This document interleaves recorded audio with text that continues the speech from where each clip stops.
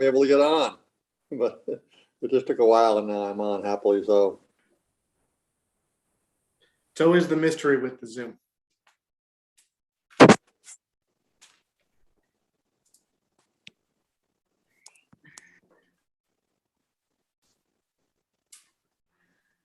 All right, so it is 5 o'clock, so I'll kind of get us going.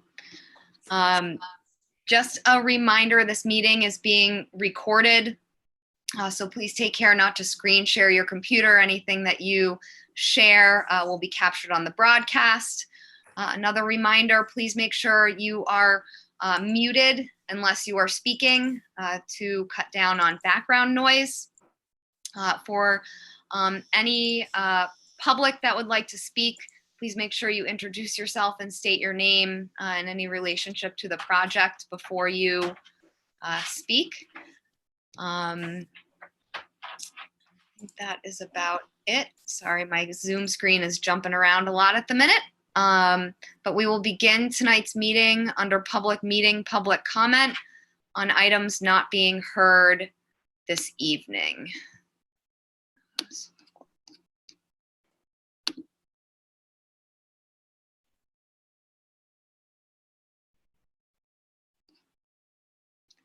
So Jeff, it looks like the chat is turned off on Zoom or on the YouTube.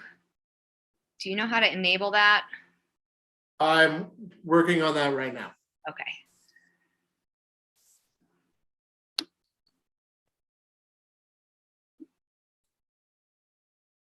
Aren't we all happy we're back on Zoom again with all of its little fun and games? At least we have the option. Yeah, It might because just- HCC is still meeting in person. Everybody else has gone back to Zoom. we may just ask if NCTV is listening, if they're able to enable the chat for the YouTube.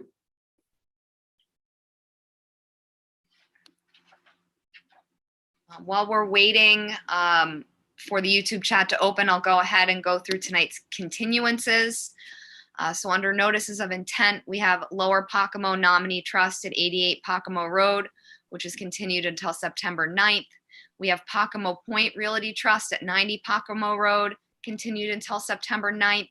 We have NISDA at 55 Walwinnett Road, continued until August 26th. And then under certificates of compliance, we have Seth D. and Kim M. White at 47A Westchester Street, continued until August 26th. And that is it for our continuances.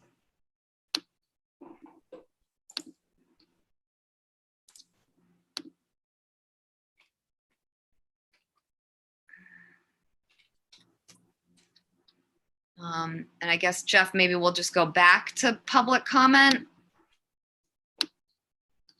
once that's enabled. So we will begin tonight's meeting under public hearing. We have a rehearing limit for Auburn Cottage LLC at 46 Easton Street. This is represented by Dan Bailey, Brian Madden, and Don Bracken.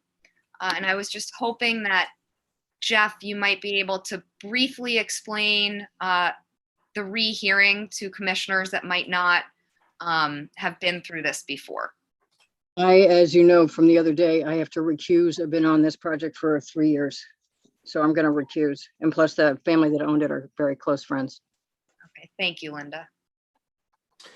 Yes, sorry, 1 second. I'm also trying to get Terry on here as well. So sorry about that. Little rough re-entry into Zoom.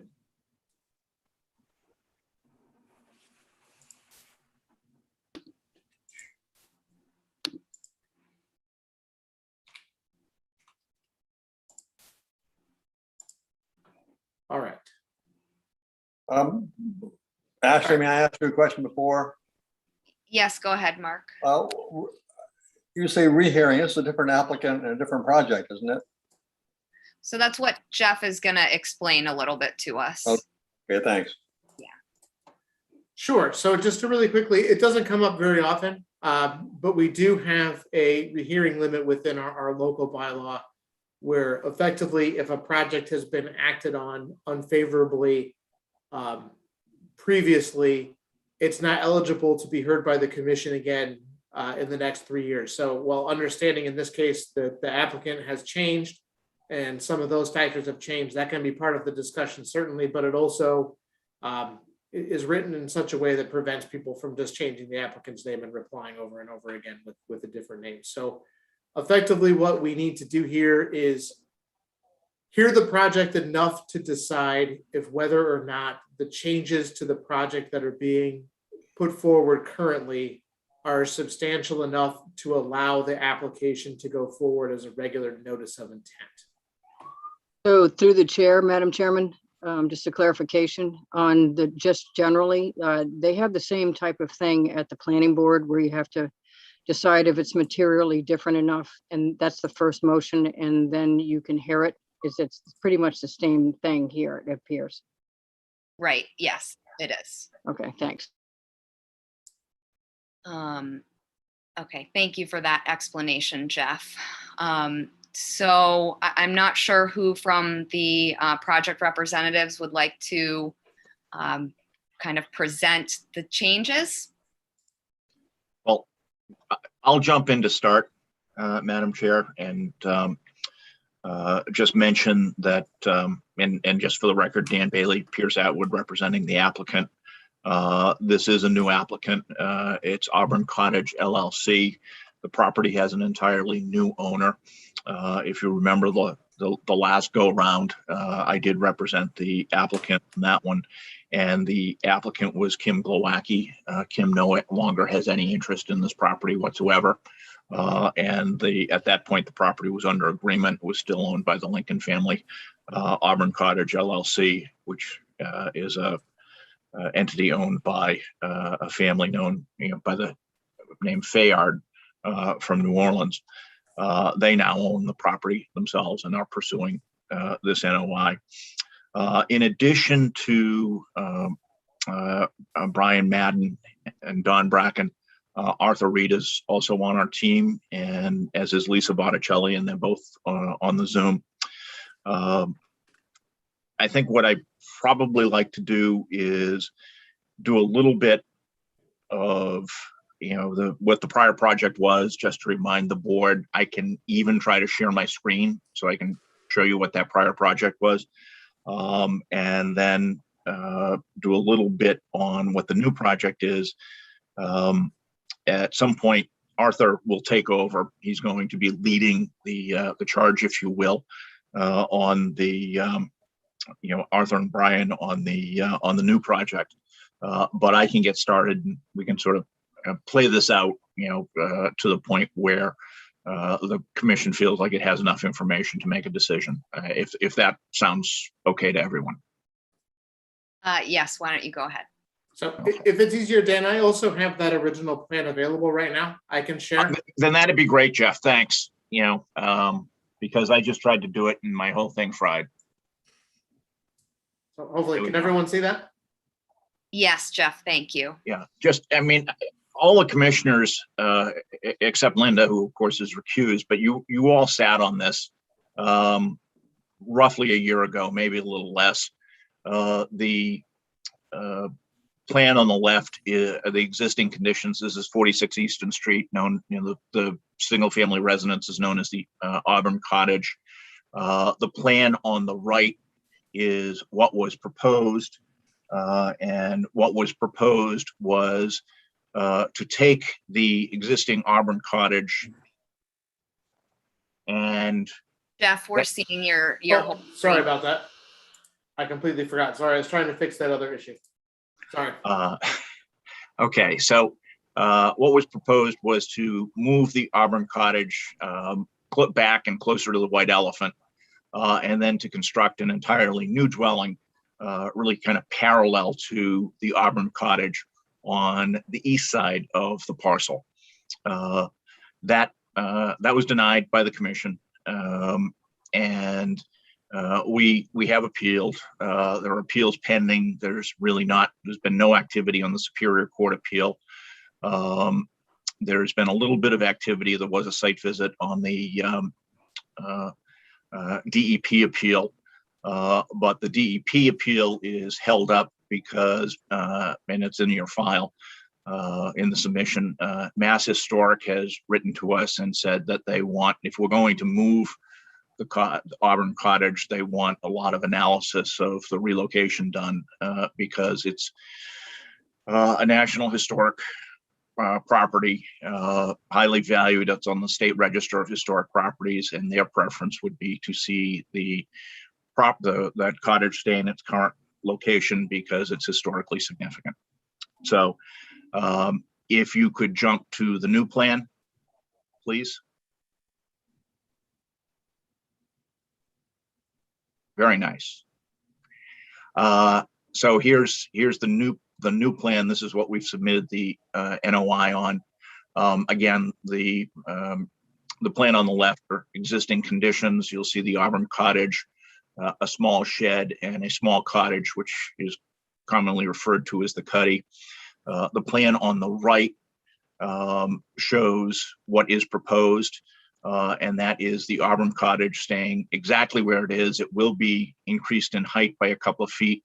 What we're trying to do there is balance flood zone requirements with historic limitations for raising things. Then everything else that's part of the project is outside of the 100 feet from the mean high water to the from mean high water. And the reason for that, if you'll remember, under DEP Chapter 91 rules, anything within 100 feet of the mean high water mark, the first floor has to be water dependent. And that caused a lot of challenges on the design of the prior project. So what we've done here, by leaving the existing Auburn Cottage in place, we do not need a new Chapter 91 license for that. We have a Chapter 91 license. It dates back to 1890 something, I think. But if we just increase the height of that building by a couple of feet, so long as we don't increase the height or the footprint by more than 10%, it's deemed not a substantial change and does not require a new license. I've met with DEP a couple of times on this, and DEP has seen this plan, and I have confirmed with DEP that we would not need a new Chapter 91 license for Auburn Cottage. The reason that's significant is if we don't need a new license, the rules regarding first floor facilities of public accommodation and water dependent uses don't apply. So we've tried to design this around those DEP limitations. I'm sorry if I'm getting a little too wonky here. The remainder of the site, as you will see, you've got a small addition off the kind of northwest of the Auburn Cottage, and then you have a connection of the existing shed and the existing cuddy on that western side of the property. And on the eastern side of the property, there's up close to Easton Street, there is a new proposed single-family dwelling. That single-family dwelling, as you can see, the maybe 40% of it closest to Easton Street is entirely outside of, or I won't say it's outside of jurisdiction because there's a wetland on the other side of the street, but it's 100 feet from the coastal wetland resource areas on the ocean side of this site. So it's moved back, considerably compared to the prior proposal, which had two structures up much closer to that coastal dune and coastal bank.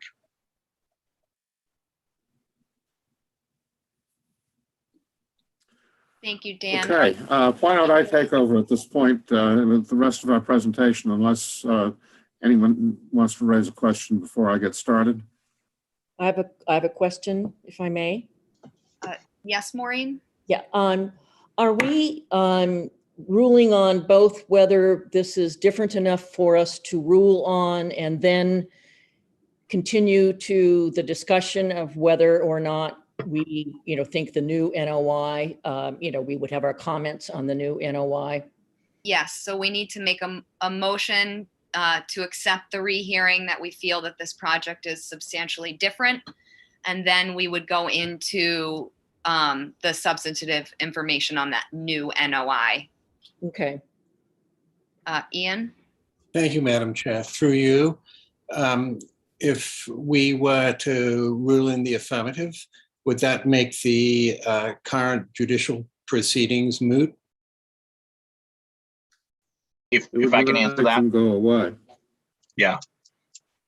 Yeah, if you were to rule in the affirmative, the existing appeals will be withdrawn. That's a commitment I've made with Thank you. town council. Thank you for those clarifications. Any other questions before Arthur gets going? Okay, Arthur, go ahead. Okay, thank you. Can you hear me?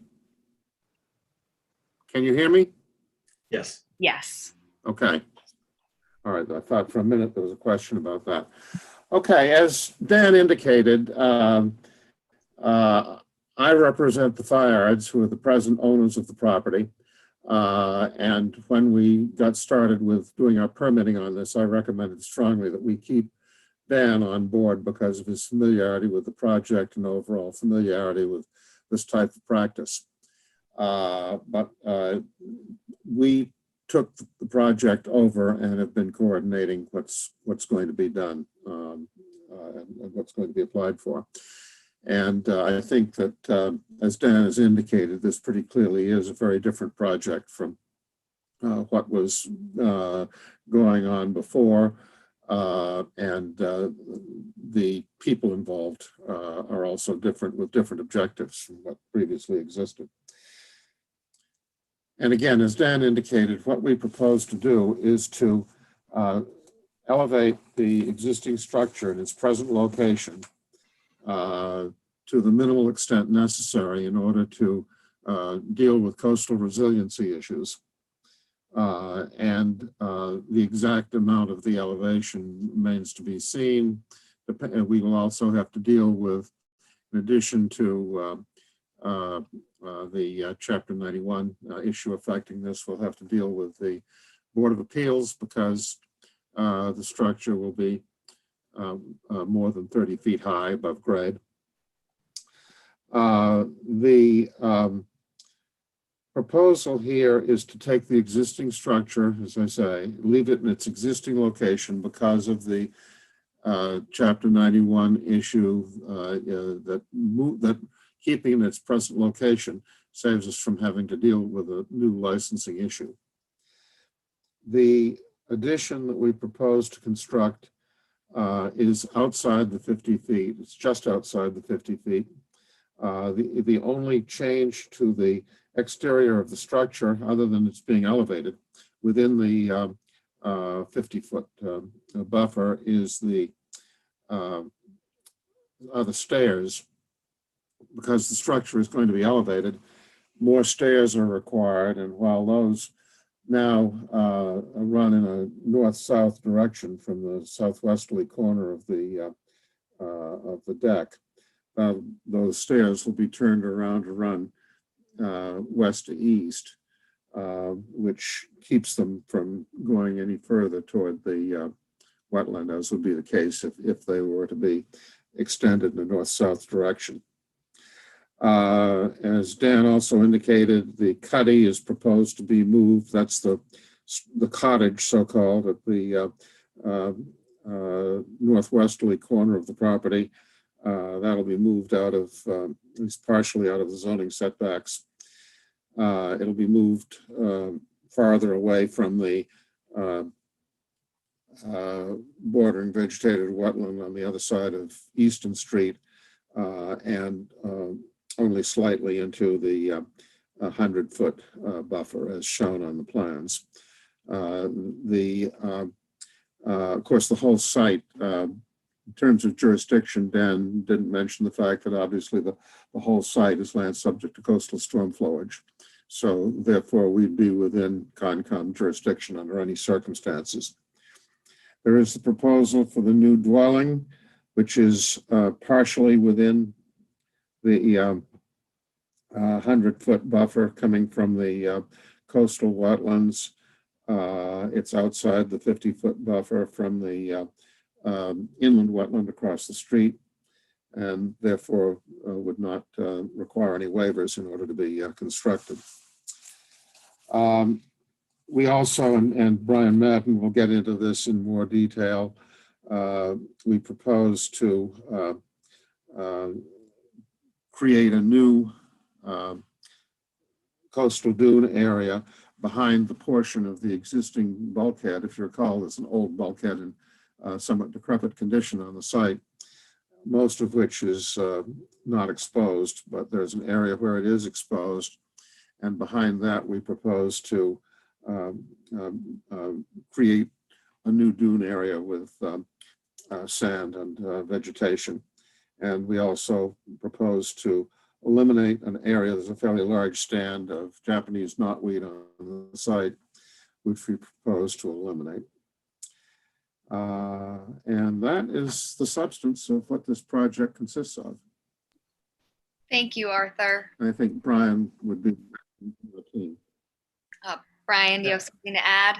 Yeah, quickly, I'll just jump on a few finer points. So the main dwelling to be elevated, that's going to be elevation of the first floor is going to change from 8.4 to 11.2.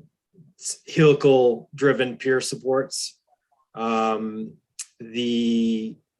relocated, renovated cottage, the addition, and the new dwelling will also be pier supported as well at a lower elevation because that transitions to flood zone A. The main house will have breakaway panels per flood zone requirements. And as you know, Arthur alluded to, no footprint change. However, the new stairs to accommodate the new elevation, but we are eliminating that existing sunken concrete basement that currently exists, and there's exterior stairs, concrete stairs that will be removed in lieu of this. In addition to the coastal dune creation behind the bulkhead, we are proposing to do the Japanese knotweed management on the southwest of the dwelling, replant with native species. And relative to drainage, we are proposing to take drainage runoff from the existing dwelling. There will be a perimeter stone infiltration trench, and then there will be the connection to the perforated pipe that is going to go through that vegetated bed, similar to what was requested with the prior application. The new structure will, and the addition and relocated cottage will have perimeter stone infiltration trenches for that as well. And that's about it. I think Arthur and Dan hit upon the other project details.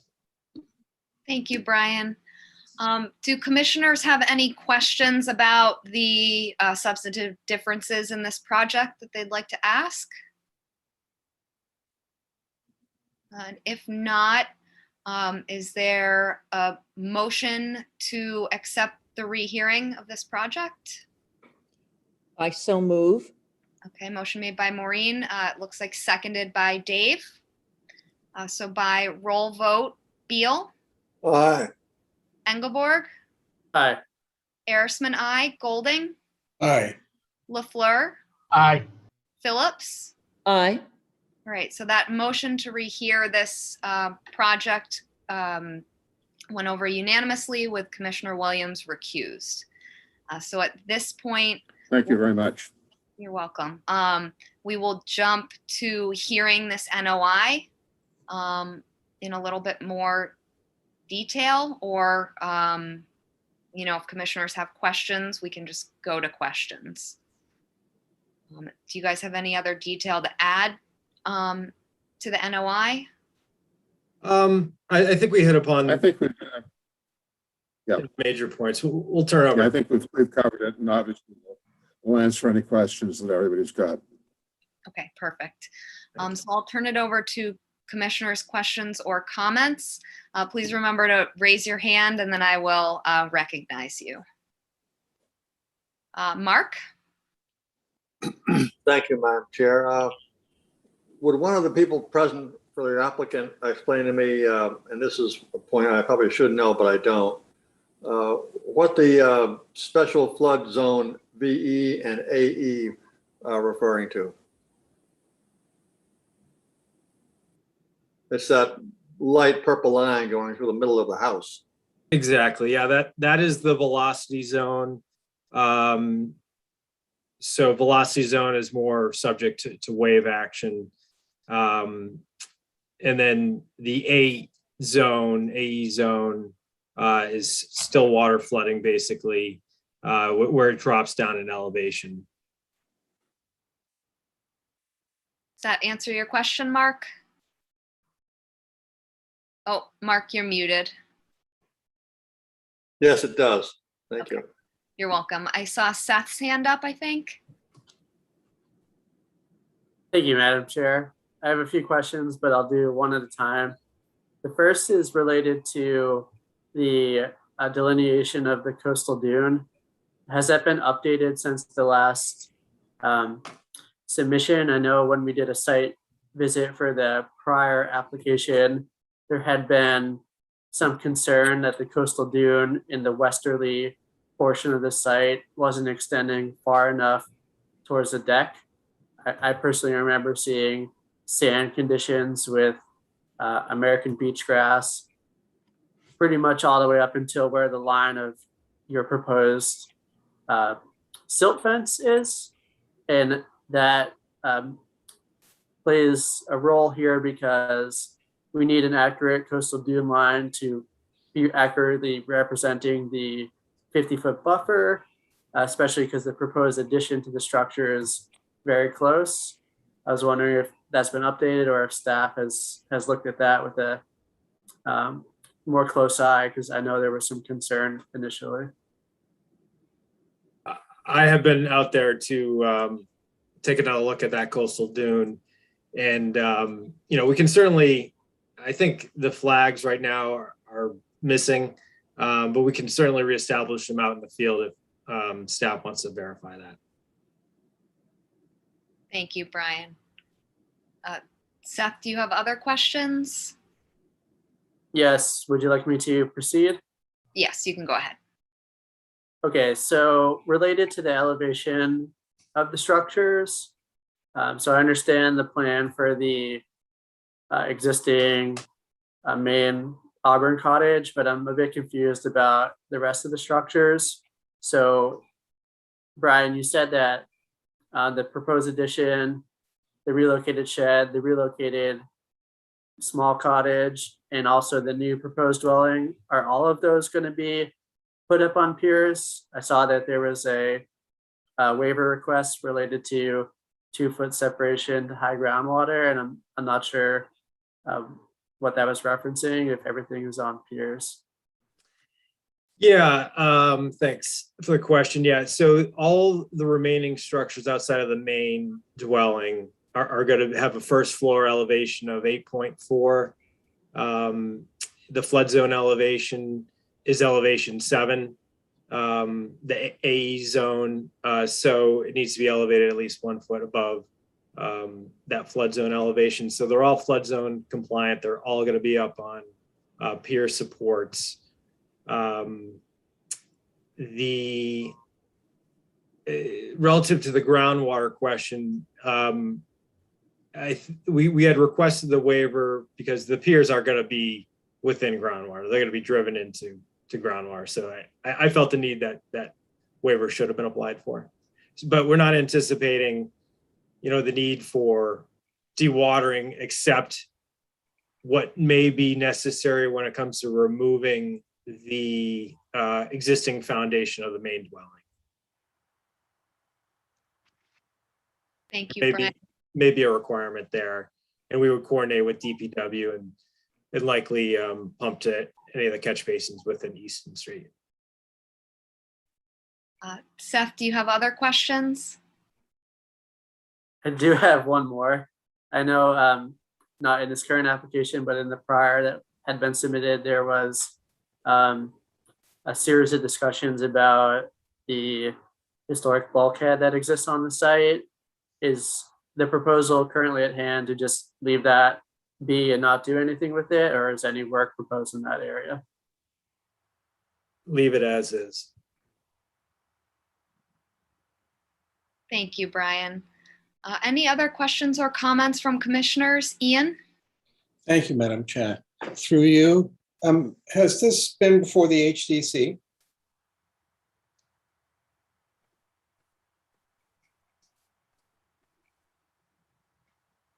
Not, Not no, yet. it has Lisa not. is on. Yeah, it is Yeah. not. I think we're playing a little bit of chicken and the egg in terms of finding the appropriate time to actually get into the complete design of the structure, understanding what the DEP would let us to do, and also getting some feedback from the Conservation Commission. Once we have that, I think we will then proceed into design of the structures and proceeding with the HTC. Thank you. So are you proposing that the ancillary dwellings, that the pilings will be disguised? The pilings, did you say? Yeah, so that. I'm sorry. I need to turn the volume up. Yes, I think we will need to do that from an HTC perspective. There will be some sort of a skirting detail that would break away panels. Great, because I would like to see that. And so I don't know if we can condition it that way, Madam Chair. Should we approve it? sure we probably could. Thank you. You're welcome. Any other questions or comments from commissioners? Maureen?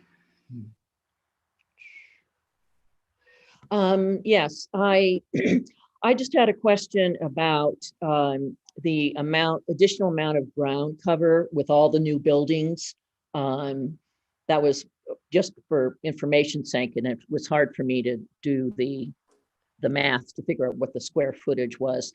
So I was curious about that, and I'm curious about that because of it now becomes a a more cluttered site. And so we do have scenic views as part of our jurisdiction. And so I would be interested in hearing, both how much more is being covered, and then also what do you think about the impact of this on scenic views? Thanks. Thank you, Maureen. Who would like to take that one? I don't have a specific. I don't have a figure on the, go ahead, Brian. Yeah, I was gonna say, sorry, I don't have All right, a I'll take specific square footage. Yeah, I don't have a figure on the exact amount of ground cover. We've obviously in terms of the zoning calculation of ground cover, we're nowhere close to the maximum that could be put on the site. The wetland scenic view is another issue, but I think that there'll be ample opportunity to see through parts of the site. We're not covering the whole site. We're not screening the whole site from the water. There will be a public access to the shore, as is required in connection with the Chapter 91 licensing. And somebody who would like to walk down that right of way is going to have a completely unobstructed view of the harbor. So I think that contributes greatly to the wetland scenic view potential of the property. Thank you. So I know I have one question about the actual current dwelling itself and what that foundation looks like, because when I was there for our site visit, which was a while ago, it looked pretty decrepit, and I was wondering what the floor was made of, because in this new application, it looks like you are going through and putting in, concrete slab on the bottom, and I was just wondering how that was going to alter the flood zone, like given the current condition of that basement. So I was wondering if you guys could describe that, or even provide any photographs of what that looks like. Yeah, I certainly have a lot of photographs of the basement. It is a concrete floor with kind of an assemblage of concrete and brick around the perimeter of it. It's you can essentially stand up in the basement. But yeah, it is in rough shape and currently exposed to storms under existing conditions. The proposed design is flood zone compliant, and it won't displace floodwaters significantly. It will essentially function, I think, similarly to existing conditions. It just won't collect in the sunken basement under proposed conditions. Okay, thank you. Seth? Sorry, I forgot one. The last thing, it's just a comment related to the invasive species management of Japanese knotweed. I would just request that you maybe do a second glance about some of the species that are proposed for the revegetation. It's going to be a very salty area, and there are a few more. I mean, beach grass is good, but there are a few more salt tolerant shrubs that could be more appropriate in that area. Yeah, I think we had spec'd out bayberry and beach plum. And then I think we had added sweet pepper bush to that vegetated bed, that infiltration bed, which I found does relatively well in coastal environment, but certainly we'd be open to any suggestions within the management area. Thank you. I kind of noticed the same thing as Seth. I am worried because that will be completely inundated with salt water at times that those plants might not survive. Yeah, I mean, I think something like groundsel would be good. Yeah. Some of the more salt tolerant wildflowers, some of the goldenrods, things like that. I mean, I think beach plum, it's called Prunus marittima for a reason. I mean, it's a maritime shrub, but it's not meant to be submerged in salt water. It's meant to handle salt spray. So I think just a second look at some of those species. Certainly. Ian? Thank you, Madam Chair. So I certainly take Maureen's point about scenic views, but considering the mass of the white elephant to the west and the massive building to the east, I don't think it's a way that we could really curtail what the applicants are asking. But I would wonder whether the proposed dwelling in the northeast could be moved a few feet towards the property line and towards the driveway to allow more than the minimum 5-foot width of the easement.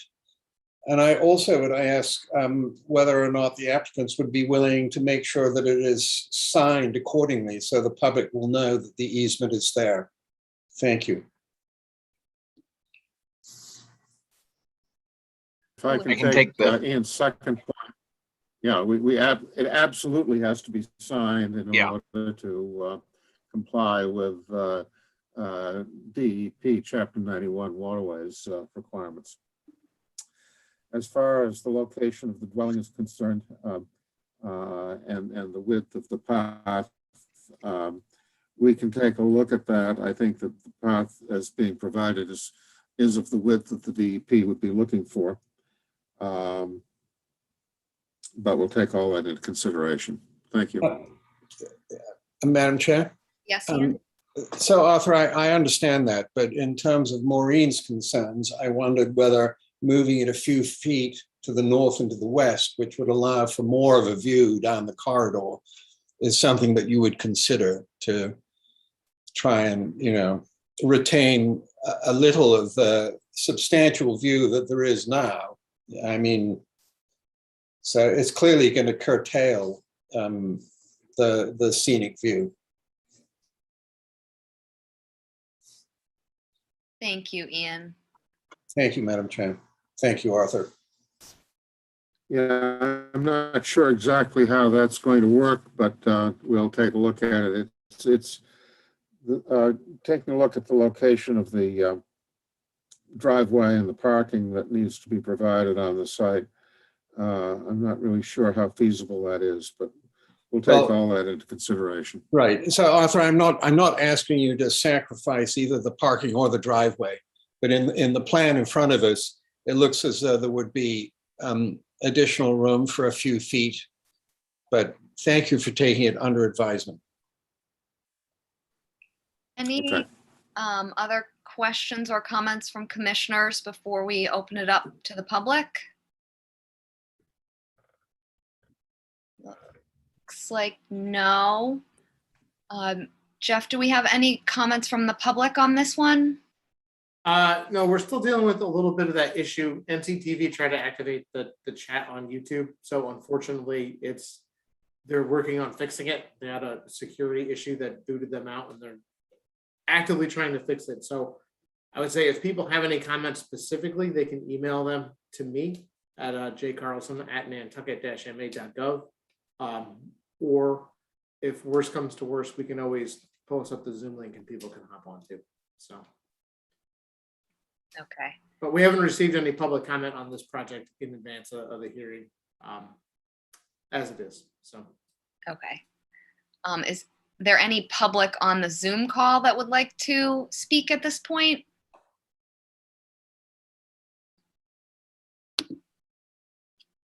Looks like no.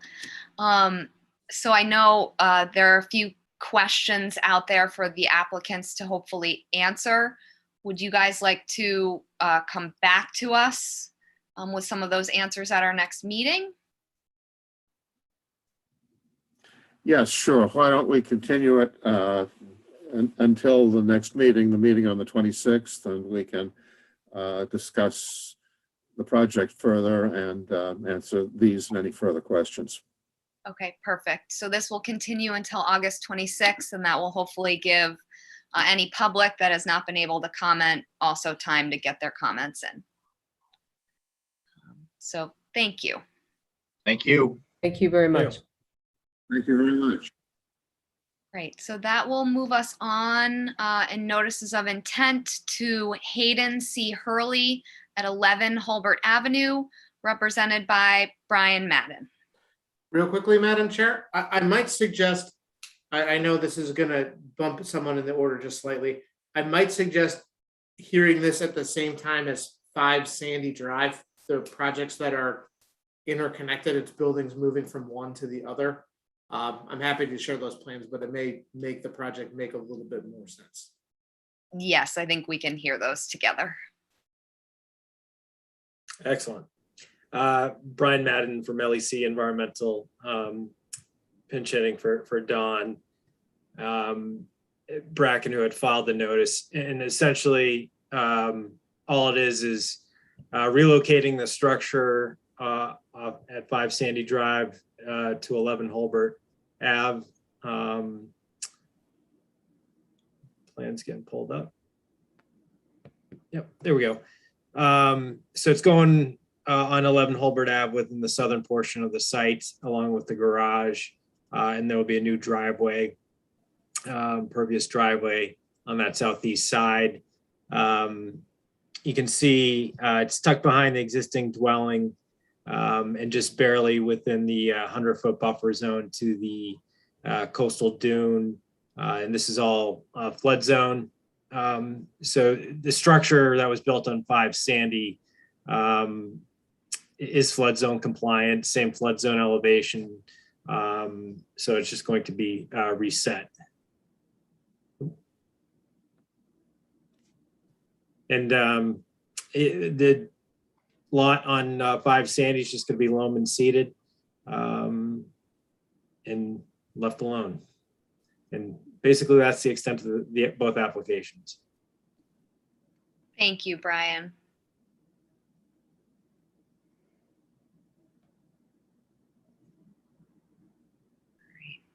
Are there any questions or comments from commissioners?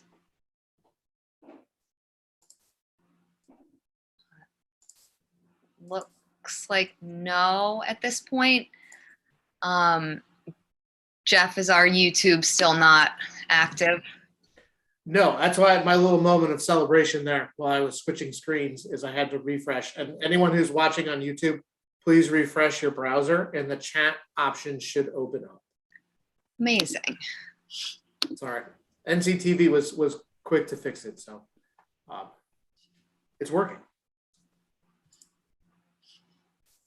Well, that is great. So no comments from commissioners. Brian, I'm assuming you'll do this at a time of year where there's less flooding possibilities since that area is pretty tough, or do you not have a time of year for this project yet? I'm not exactly sure the timeline. It's not likely to be done over the summer, at least the move. I think every precaution can be taken to, if I'm going to presume work is going to spill over in the winter months, but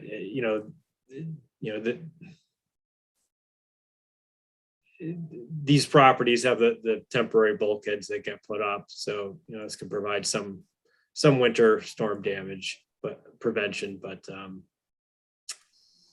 I think just implementing BMPs during construction.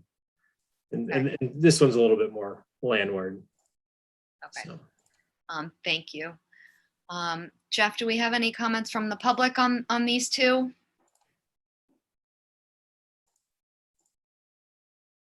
No. Do we have No, everything? Do we have everything we would need to close? Yes. If there are no questions or comments from commissioners, is there a motion to close? Make a motion to close. Okay, so that's for both 11 Holbert and 5 Sandy Drive. Motion is made by Commissioner Williams. Is there a second? Seconded by Dave LaFleur. So by roll vote, Beal, Aye. Engelborg, Aye. Arisman, aye. Golding, Aye. LaFleur, Aye. Phillips, Aye. Williams. Aye. That carries unanimously. Thank you. Thank you, Brian. And that moves us to Janice Louise O'Mara, trustee at 33 Somerset Road, represented by David Haynes.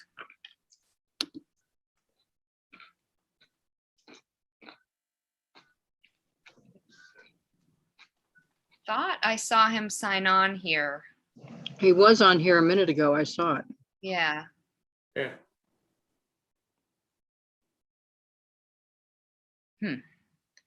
Should we? Why don't move on? I'll try to get them by phone. Okay. And then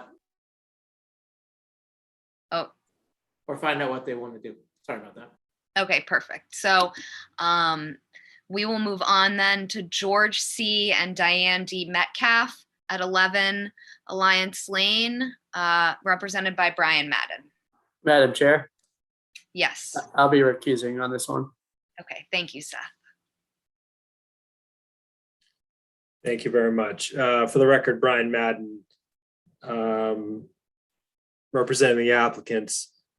So the proposed project involves the reconstruction, raise and rebuild of a new single-family dwelling and other amenities, a pool, patio, cottage, and a proposed game court, along with additional landscaping, and you can see the proposed regrading on the property. So there's 2 IVWs, isolated vegetated wetlands on the property, one to the south, one to the northwest, and also a separate IVW that I flagged in the past on that northerly abutting property. All proposed structures are outside the 50-foot buffer zone, and no work is proposed within the 25-foot buffer zone. Greater than 50% is being maintained between the 25 and 50 foot. And there are no waivers proposed for this project. So with that, I'll turn it over to questions. Thank you, Brian.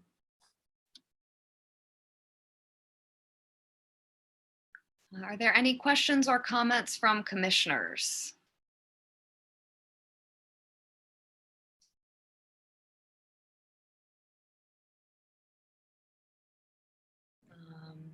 Maureen? Yes, and through the chair to Brian, on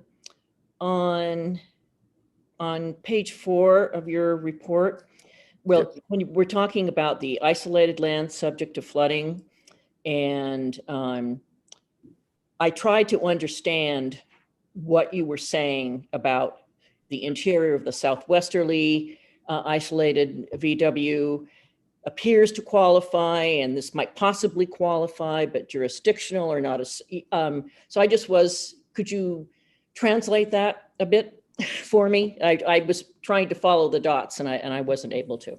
Yeah, sorry.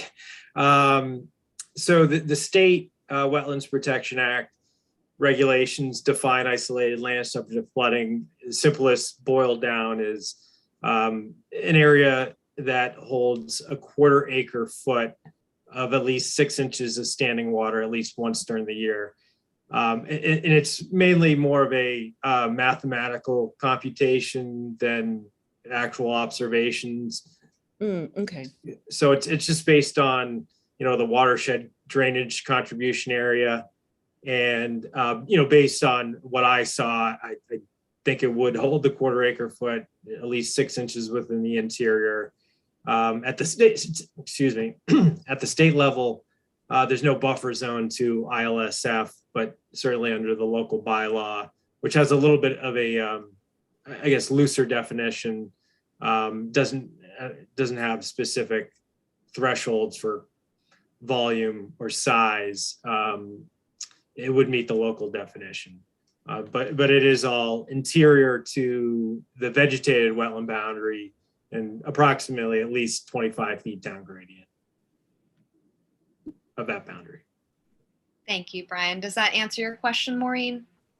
Yes, so basically it's okay. Yes. Thank you.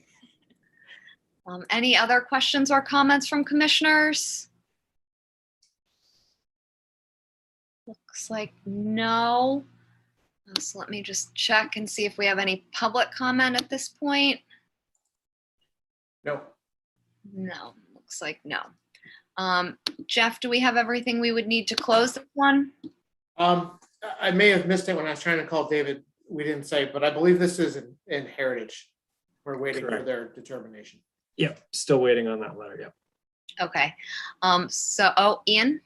Thank you, Madam Chair. It's just listening to Brian that we have no definition of a BVW.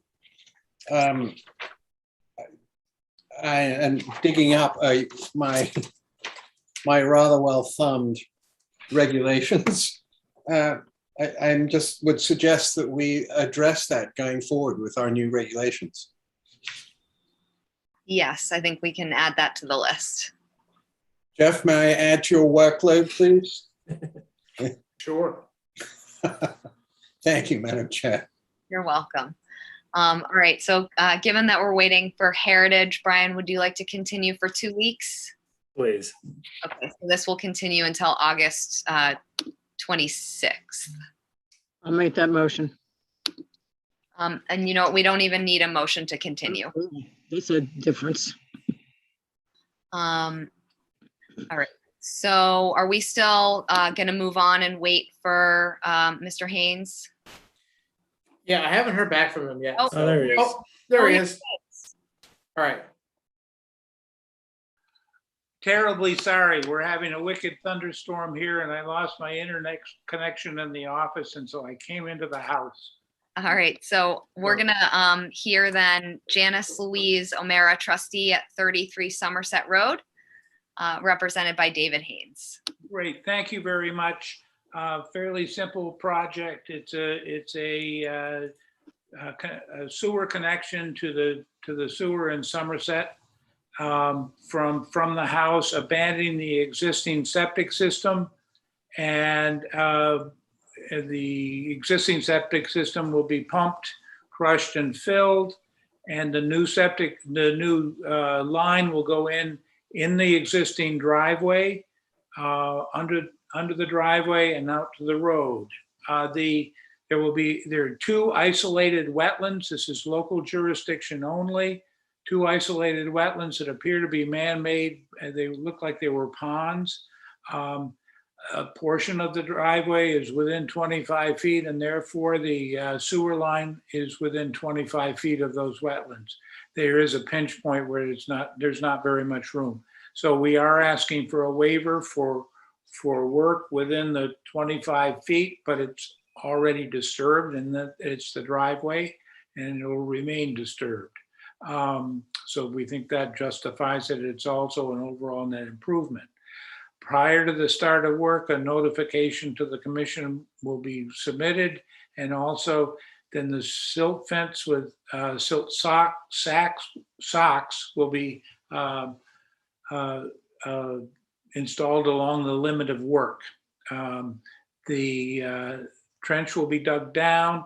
There is a possibility we will hit water in the trench, and so we have proposed, shown on the plan, a dewatering basin area where we're pumping into an area surrounded by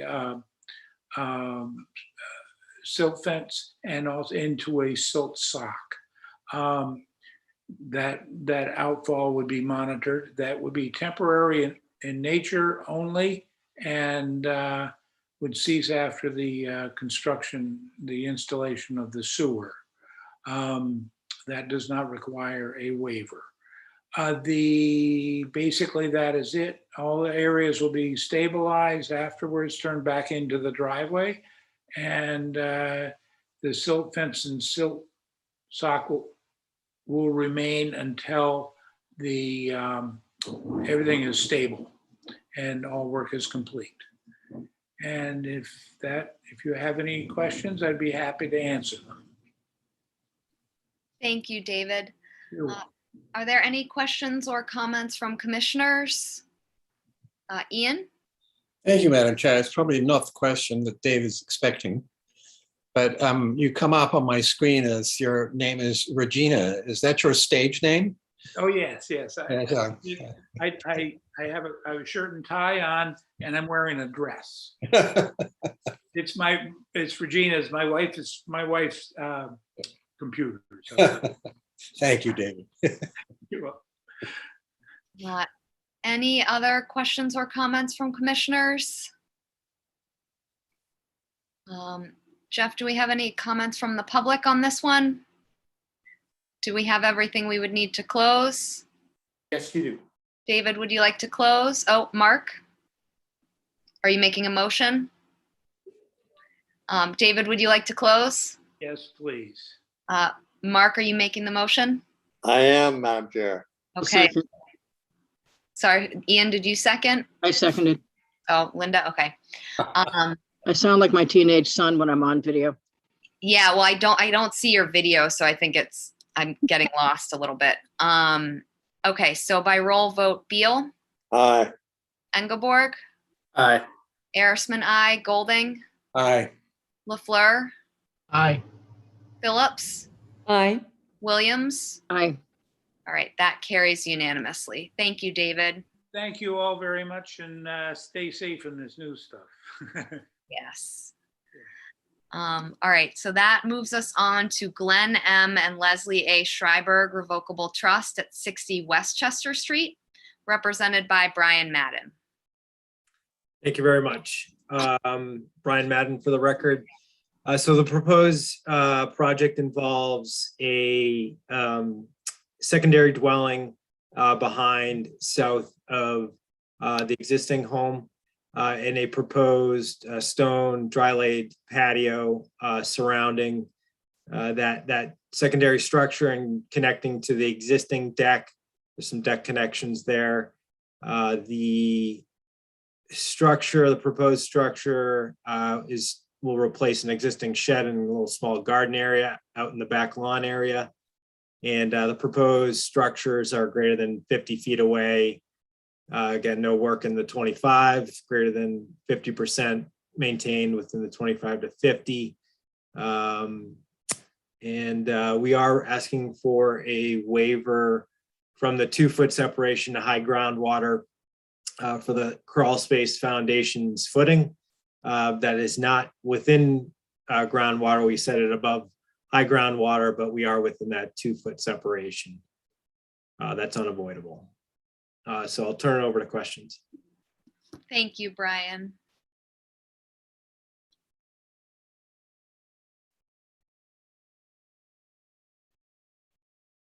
All right, are there any questions or comments from commissioners? Ian? So, Madam Chair, it seems a continuation of stone patio creep into the 25 to 50 foot area. And where it's replacing a garden, which sort of bothers me in terms of, water going into the groundwater, into the BVW. So is there something that can be done, Brian, to augment water infiltration from the patio? Yes. I'm sure you share my concerns. I believe, Jeff, I don't know if you could pull that plan back up, but we were intending to install a subsurface infiltration system to drain, collect the runoff from the structure and the main dwelling. It's not added on there, but that has been something I did discuss with Bracken, and can certainly be added probably west of the patio there.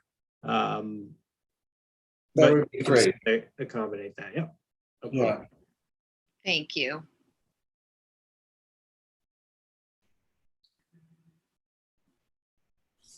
Jeff? Yeah, I think that's something, Ian, if you would like, we could probably, if we discuss an order of conditions in a positive manner for this, could add a condition simply to require all runoff from the stone patio to be infiltrated on site, collected and infiltrated. Could certainly add that on.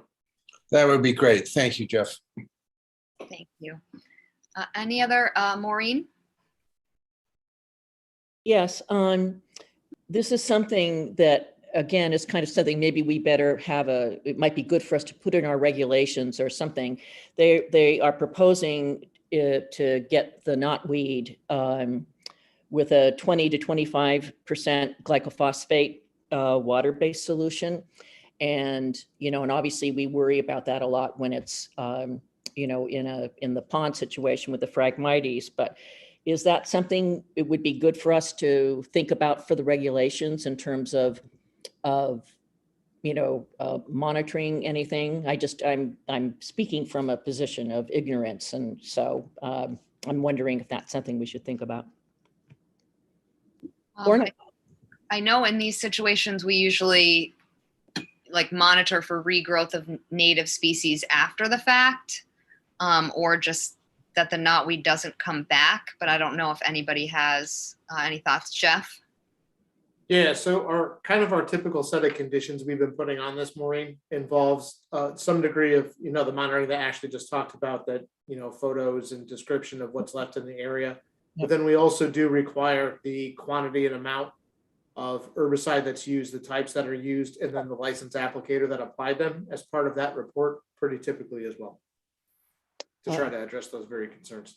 Oh, no, and thank you. I didn't realize that was one of our requirements. That's great. Thank you. No additional work there. Thank you, Maureen. Any other questions or comments from commissioners? Seth? We can talk about this when we get to order of conditions, but if we want to augment that condition by adding the herbicide must be applied in accordance with the label directions, then I think that makes it stronger. Obviously, there's a licensed applicator, they know what they need to do, but it just gives us more support for correct application. Thank you, Seth. That's a good suggestion, because I have before seen licensed applicators spraying in high winds and things that, they should know better and not be doing. So that's a good idea. Yeah. Any other comments or questions from commissioners? Not. Jeff, do we have any comments from the public? Okay. Do we have everything we would need to close this one? Yes, you do. Ian, do you have a comment? No, I move to close. Okay, perfect. Is there a second? Second. Okay, seconded by Linda. So by roll vote, Beal, Aye. Engelborg, Aye. Arisman, aye, Golding, Aye. LaFleur, Aye. Phillips, Aye. Williams. Aye. All right, that carries unanimously. And that moves us on to Nantucket Wales End 2 LLC at 43 and 45 Squam Road, also represented by Brian Madden. Thank you very much. Brian Madden for the record, representing the applicant. Proposed project involves, I'll just wait for the plan to come up. There we go. So I guess I'll start with existing conditions. Within the eastern portion of the properties, coastal dune out to the ocean or to the beach. There's an isolated vegetated wetland that's south within the southern portion of the site, and a BVW associated with Squam Pond north, encroaching onto the property. Proposed project involves some deck and structural addition infills to the existing house and detached secondary structure, basically connecting those structures or having a connection. Proposed pool north of the dwellings that occurs partially within the existing septic system. Footprint leach field. That leach field is being relocated to the west outside the 100-foot buffer zone. The pool will have an auto cover, so no fencing, pool equipment's outside the 50-foot buffer zone.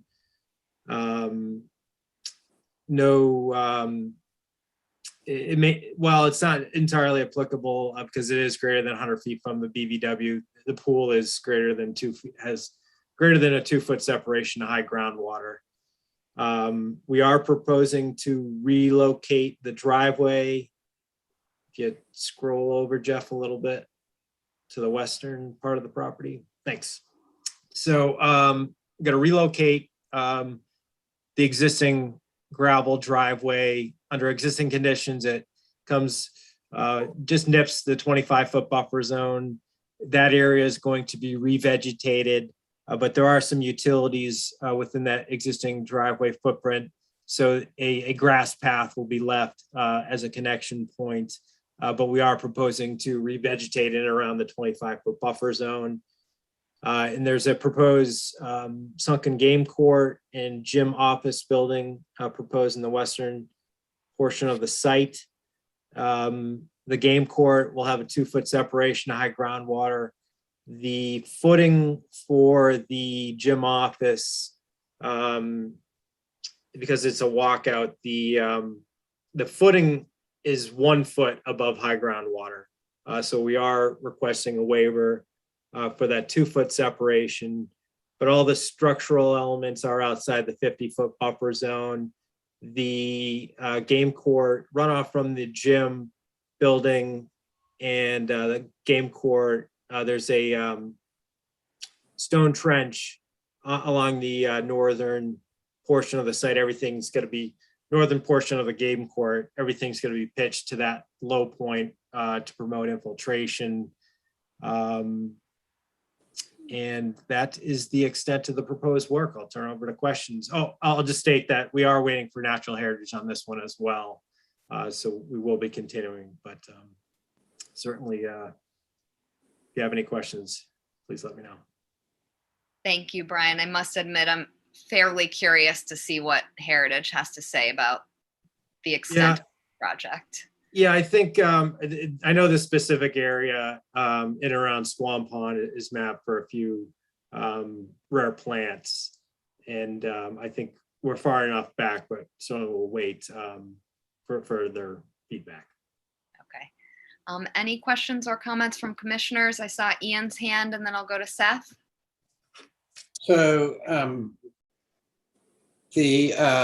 Brian is the proposed sunken game court. It has a tennis court outlined on it. Is it going to be a tennis court? Yeah, I think it's going to be one of those multi-purpose situations with tennis and maybe basketball. All right, so it's not going to be grass. What is the material that is going to be used? Would be, I don't know the exact surface. I can get back to you on that. I'm gonna imagine, well, it's gonna be impervious, but I can let you know the specific. It's going to be impervious. Correct, yeah. Yes. And so is it going to have organics that are going to go into the trench drain? What is, I think that, is a pertinent question. Yeah, I can certainly get the surface type. I think it's gonna be a typical hard surface, typical tennis court, but I can certainly let you know exactly what material. And thank you. And this composition, thank you. Yep. Thank you, Brian. So we'll give it to you, Seth.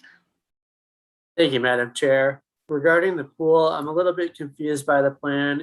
It does look like there's one corner of that pool that is within the 100-foot buffer.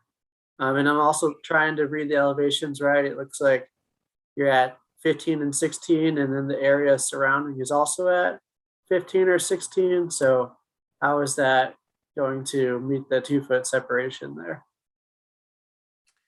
Yeah, so it is within the 100-foot buffer zone to the coastal dune. The BVW to the northwest is greater than 100 feet away. And they did the perk test right in this area. So we know where groundwater is. And initially we designed it to stay above the 2-foot separation, even though it wouldn't apply because we're only dealing with the coastal dune buffer zone here, but it does comply. Yeah, I understand. It just was how the line was drawn, being connected. Yeah, they merge. Yeah, exactly. And then the second thing is related to the proposed general office, related to the 2-foot separation to that. I've said this before, but I'm going to keep saying it until hopefully applications just come in with it. I think that for ancillary structures that are not dwellings, applying the 2-foot separation to high groundwater there is not appropriate, especially if you only need to make up 1 foot here.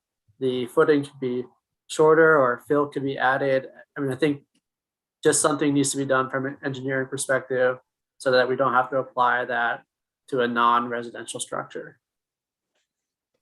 We could take a look at that. Thank you, Seth. Any other questions or comments from commissioners? Looks like no at this point. Jeff, do we have any comments from the public on this one? Dan Malloy? Really quick, Dan Malloy, I was asked to represent, just to stand in for an abutter at 37 Squam Road, Nominee Trust. They were not able to attend the meeting. So I just want the commission on the record to show that they're an interested party. And I'm really just listening to gather information on their behalf. But just so the minutes in the record show that they're involved and interested. Thank you. Thank you.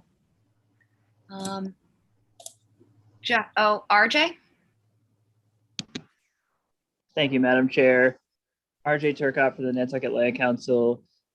Just sort of piggyback on Commissioner Engelborg's earlier comments. This is an ancillary structure, and especially in these sorts of areas, these lower elevation coastal areas, the commission should really think about the implications of granting the waiver to the 2-foot separation high groundwater, because as sea levels rise, the saltwater intrusion is just going to get worse in these areas. So the commission should really look at and really weigh carefully granting waivers for structures like this, this close to the coastline on Nantucket, especially with the coastal resilience plan going through, things like that. And if we ever get back around to doing regulation updates, maybe it's something worth talking about then as well. Thank you. Thank you, RJ. Jeff? I just wanted to get a comment in from the Zoom. Deanne Atherton asked when the wetland delineation was performed. I did that over the winter. Or no, excuse me, last summer. Thank you, Brian. So I'll add on to that. We have gone out and confirmed those boundaries too. We do agree with that delineation at a staff level. Thank you, Jeff. Are there any other public comments at this point?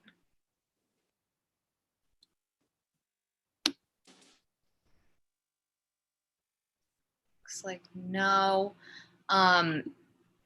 Any final commissioners' questions before we continue for Heritage? Yeah, I have a question, Madam Chair. Yep.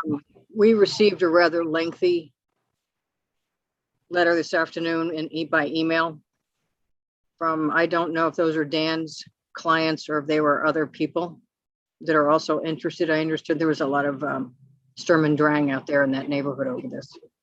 Do we ever respond directly to those letters, or we just take them under advisement? Generally, we take them under advisement. At this point, I know Deanne was one of the people on that, and she just asked another question. Right. I don't have enough room on my screen to bring up the earlier email to see if 37 was included in that as well. I just didn't know what we did with those letters. They go in as part of the record, but Jeff, do you have kind of further clarification? Yeah, they go in part of the written record, and obviously if you guys have questions specific to those, you can certainly ask them. I know they get sent to the applicants to address any concerns that are in those as well, and we pass those along to Cool. to Brian and his team today. All right, thanks. They are part of the permanent record. Okay. Yeah, and maybe just to summarize some quick answers, and we can, I think with some of this additional information we'll be providing, hopefully we'll answer some of the other questions. A lot were directed towards the rare species mapping, so we'll wait to hear back from Heritage on that. There was a description or a question rather on managing stormwater, so we could provide a little bit more information on that. Question about pool and discharge seasonally. I would expect the commission to incorporate standard pool maintenance conditions onto the project. There's a question about outdoor lighting. We can certainly answer a little bit more in detail, but again, expecting a standard conservation condition relative to down directed away from resource areas, and then there was some other questions about I guess non-conservation stuff, and a question about wells that we can certainly provide more info on. Thank you, Brian. Ian? Thank you, Madam Chair. So I personally wouldn't characterize the letter that we got as storm and drang, i.e., an emotive appeal. I think they're extremely valid points, and I assume that they'll be added to the application next time, right, Jeff? So that members of the public will be able to read it. Yes, they'll be in the pack for next time. We didn't receive those comments until fairly late in the day today. No, I understand, Jeff, but and just as a general reminder for everybody, we typically ask for comments to be in on the the Thursday or Friday prior to the meeting to make sure it gets posted for folks to review. I know that's not always possible, but it's for that very reason that we just want to make sure everyone has time to see them. Through you, Madam Chair, I didn't mean to disparage any of the people. I just knew that there was a lot of agitation by the neighborhood on this particular development out there. I didn't say that they weren't valid comments. I'm just saying I knew that there was a lot of agitation on Squam. Okay. Thank you. I don't think we need to hit on that anymore, right? We have a letter. Brian is willing to answer some of those questions before next week, and hopefully neighbors will be happy with those answers and other abutters. At this point, are there any kind of last minute questions from commissioners, or Brian, would you like to continue for 2 weeks? Continue for 2 weeks, please. Okay, so this will continue until August 26th. Thank you very much. Thank you. And that moves us on to Jeffrey Axezer at 14 Moores End Lane. And I believe we have Liz Maury on to represent this one. Hi, yes, Liz Tenechi, actually, for Nantucket Engineering and Survey, filling in for Art Gasparo, representative for the applicant here. Should I go ahead? Yeah, you can go ahead. I haven't done this in a while, sorry. The proposed activities for this work is to consist of additions to an existing. Who's presenting it, Deborah? Liz Maury. Additions to the existing single-family home, the installation of a swimming pool, hardscaping and landscaping within maintained areas of, or existing maintained areas of a buffer zone to a vegetated wetland. There's no waivers requested. And for the pool, the groundwater separation is greater than 2 feet. And that is it for the presentation. Thank you, Liz. Are there any questions or comments from commissioners? Jeff? Yeah, just to kind of hop on, we did go out and confirm those resource area boundaries again, because we knew obviously that everything's well outside of the 50 and inside the 100, but we did confirm those boundaries to be correct. Thank you, Jeff. Any questions from commissioners? Looks like no. Jeff, do we have any comments or questions from the public at this point? So many screens. No, we do not. I know the screen shuffle is a tough one. Do we have everything we'd need to close? Yes, you do. Okay, Liz, would you like to close? Yes, please. Okay. Is there a motion to close? Motion made by Dave. Is there a second? Seconded by Mark. So by roll vote, Beal, Aye. Engelborg, Aye. Arisman, I, Golding, Aye. LaFleur, Aye. Phillips, Aye. Williams. Aye. All right, that carries unanimously. And that moves us on to the Westmore Club at 105 and 109 Westchester Street, represented by Paul Santos. Thank you. On behalf of the applicant, the Westmore Club, Paul Santos with Nantucket Surveyors. I believe Steve Cohen may also be participating or is available on the call. And we do have a few representatives from the architectural firm and from the Westmore Club on and available also.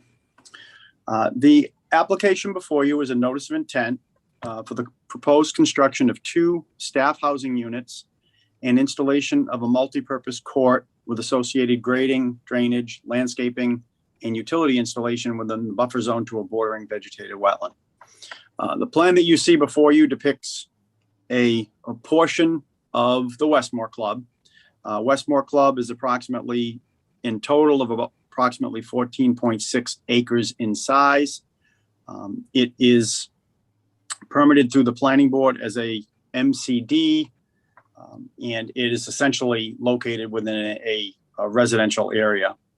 To the south of the subject area is Westchester Street. And in fact, the property traverses Westchester Street all the way to Cliff Road. Many of you are familiar with the club itself, but the area we're discussing today is specifically just north of Westchester Street and located to the west, if you will, of the rear entrance or access drive located off of Westchester Street. The regulated area that is under your jurisdiction is a bordering vegetated wetland located partially on the subject property. It's located at the westerly portion of the property, and the 100-foot buffer zone does not encompass the entire proposed development that you see on the plan, but it does traverse through the multi-purpose court and 2 proposed housing or dormitories that would be utilized by the club. The plan that you see before you has been approved by the Nantucket Planning Board as a modification to the existing major commercial development. I believe the housing units have been approved by the HDC, and currently the applicant is before the HDC with regard to the construction of the tennis courts and the multipurpose court. And in fact, I did not participate, but I just attended the HDC meeting today, in which this application was discussed and ultimately continued. An order of conditions was issued for the site back in December of 2005. At that point, it was proposed to build, I believe, 4 tennis courts. The applicant filed the notice of intent. It was ultimately approved at the Conservation Commission, but those courts were never constructed in the configuration from the 2005 approval. The site is not located within a designated flood hazard zone area, and it is also outside of NHESP jurisdiction. So the application before you, or what is within the commission's jurisdiction, is, as I said, the construction of the 2 housing units in a multi-purpose court. The site has been laid out to attenuate the 100-year storm event.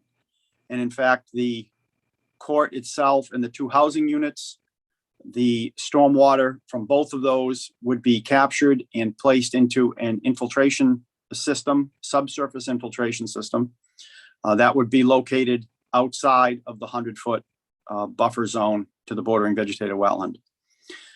That infiltration system would connect to another infiltration system located easterly on the property, adjacent to the access drive on Westchester Street. And it would ultimately go to another subsurface system, which would be all outside of the commission's jurisdiction. Westchester Street, the relocation, for many of you may remember the relocation of Westchester Street. There is a bordering vegetated wetland to the south of this property and to the south of Westchester Street. And in fact, there is a vernal pool located within that area also. The vernal pool setback does not come near the proposed development that we're talking about tonight. There is a 100-foot buffer zone associated with a vegetated wetland adjacent to the vernal pool that does come into the property a small amount at the Westchester Drive access area. Again, that access area is existing as we speak today. The application, due to the nature of it, is subject to the Massachusetts Stormwater Policy Act.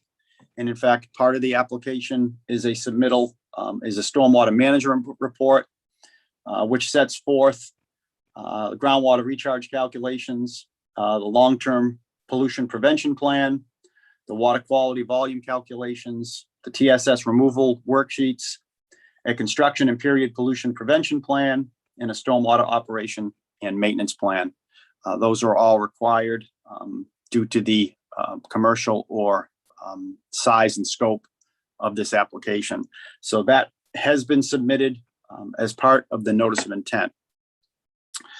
The majority of the work, as I said, occurs outside jurisdiction, but what we are proposing is the housing units, grading, and the pickleball court within the 100-foot setback. We have not or do not require any waivers for the project as it is currently laid out.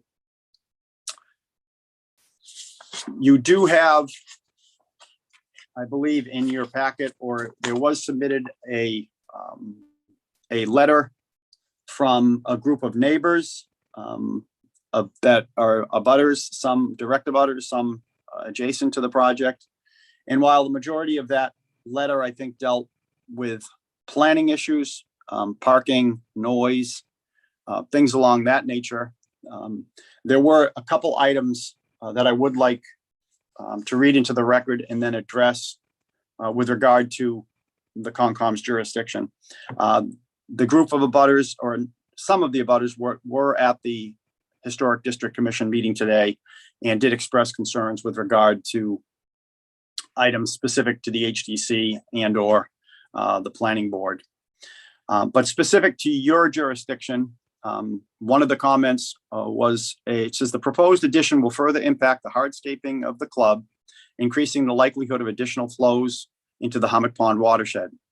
The excavation required for these additional courts is likely to increase it further.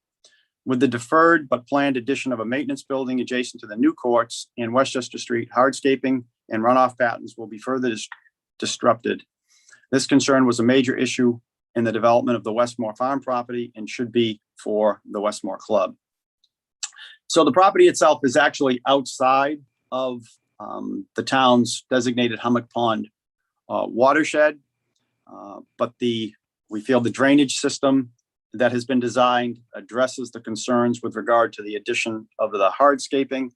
Again, we have attenuated the 100-year storm event, and all the infiltration will occur via subsurface. And in fact, we've made it a specific point of putting the infiltration beds outside of the 100-foot setback to the bordering vegetated wetland. Another comment relative to this application, it says the pickleball courts will be within the 100-foot buffer of a wetland. In fact, practically within 50 feet. There is a vernal pool across Westchester Street from the club driveway. It was viewed important enough that to protect the pool, the path of Westchester Street was moved when it was paved. The hardscaping presented by the courts and the proposed maintenance building seem at odds with the protection of the wetlands. Again, the vernal pool is outside of the 100-foot setback for the vernal pool does not occur within the proposed development that we're talking about with tonight's notice of intent. And the site, I said, is set up whereas any type of structure is outside of the 50-foot setback to the wetland itself. That was, again, a letter submitted to the Conservation Commission by a number of concerned citizens. We do currently have a DEP file number for the application that is before you. And as I said, we are outside jurisdiction of NHESP, and I'd be happy to answer any questions that the commission may have. Thank you, Paul. Are there any questions or comments from commissioners? Mark, and then I'll go to you, Ian.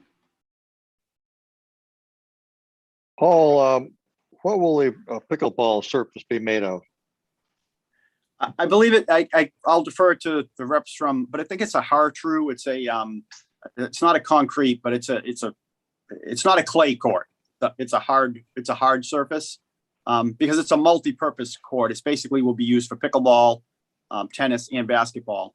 The main courts outside of the Concom's jurisdiction are clay, but it would be a hard surface, not concrete, but it's I don't know the actual terminology for it, but. This is Adam Davis from Goldsmith Architects, and it's a post-tension concrete system. Thank you. Thank you, Adam. Mark, you have a follow-up? I do. Would you describe that as pervious or impervious? I would say impervious. How would you describe clay courts as pervious or impervious? I would defer that to Paul. I'm not sure. We've considered them all impervious for the purposes of drainage calculations. So the drainage systems have been designed to handle a sheet flow essentially from an impervious surface. Thank you. Thank you. Ian? Thank you, Madam Chair. So Paul, on the plan, actually, for the drain, area drain 1 inlet protection device, see note 10. I couldn't find note 10. And so could you tell us more about what it consists of and how it's going to function and how deep it is and how it's going to drain, how water is going to infiltrate into the wetland? Sure. So the system itself, Ian, is let's talk about the area first of the housing units and the pickleball multipurpose court. The housing units are roof drains that go into a subsurface system. It's piped into a drain manhole, which is then fed into an infiltration system. It's a stone and pipe infiltration system, fairly shallow, just below this enough cover to maintain a cover over the system. And it's basically an infiltration system that sits elevated, well above the wetland area. The infiltration system for the housing and the pickleball tennis court goes from that infiltration system. There is an overflow to another drain manhole, which goes down to the access driveway. The access driveway is in fact set up with catch basins with storm scepter units. So there are water quality catch basins that the roadway or the parking area drainage, and also from the clay tennis court, flows into a series of catch basins, which then feeds another subsurface drainage system. Again, stone and pipe infiltration buried system. So there's no open detention basins or anything like that. It's all subsurface, which is the program that we've used throughout the rest of the Westmore Club. When you traverse into the site itself, there are a number of subsurface drain systems that handle the runoff. And in fact, if you will go out there today and drive up the service entrance onto Westchester Street, that area actually sheet flows currently out into a set of catch basins on Westchester Street. What we've actually done is we've added another catch basin with a storm scepter water quality unit, and we've captured that water to stop it from going to Westchester Street, and we've brought that back into our second infiltration system. Great, thank you very much. That it sounds as though it's well in hand. Thank you. Any other questions or comments from commissioners? Looks like no. Jeff, do we have any comments from the public on this one? Yes, you do. Virginia Chase commented, I live at 117 Westchester Street, which is next door to the Westmore Club. I am distressed to see so much building proposed within the 100-foot buffer zone of this wetlands. I think it's excessive. This wetlands is adjacent and makes up most of my property, and it has never been disturbed. Thank you, Jeff. Looks like Stephen Cohen, you have your hand raised. Yeah, but I'll go last. Thank you. Mark? Thank you, Madam Chair. Do you propose night play on the pickleball courts? No. So no lighting necessary? Nope, the only lighting for the site will be 2 additional lampposts along the road with a couple bollard lightings for pathways, but the courts themselves are not lit up. Thank you. Thank you. Looks like RJ Turcott has a comment or question.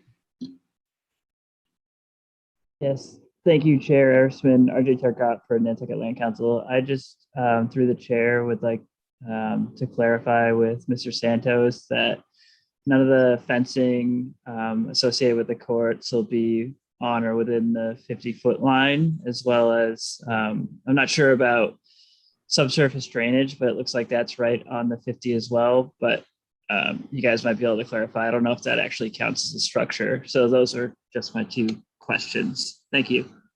Thank you, RJ. Paul, can you reply to that? Sure. There are there's no fencing within the 50-foot no build. And in fact, the only drainage structure that we have, which is actually just outside the 50, is a small area drain, which handles flow from the multi-purpose court. It is then piped subsurface to the infiltration system, which we specifically kept outside of the 100-foot setback. So there will be no structure under your definitions within the 50-foot setback. Thank you, Paul. Stephen, would you like to comment now? No, I think based on that, I'll pass. Thank you. Okay. Jeff, we don't have any other public comment, do we?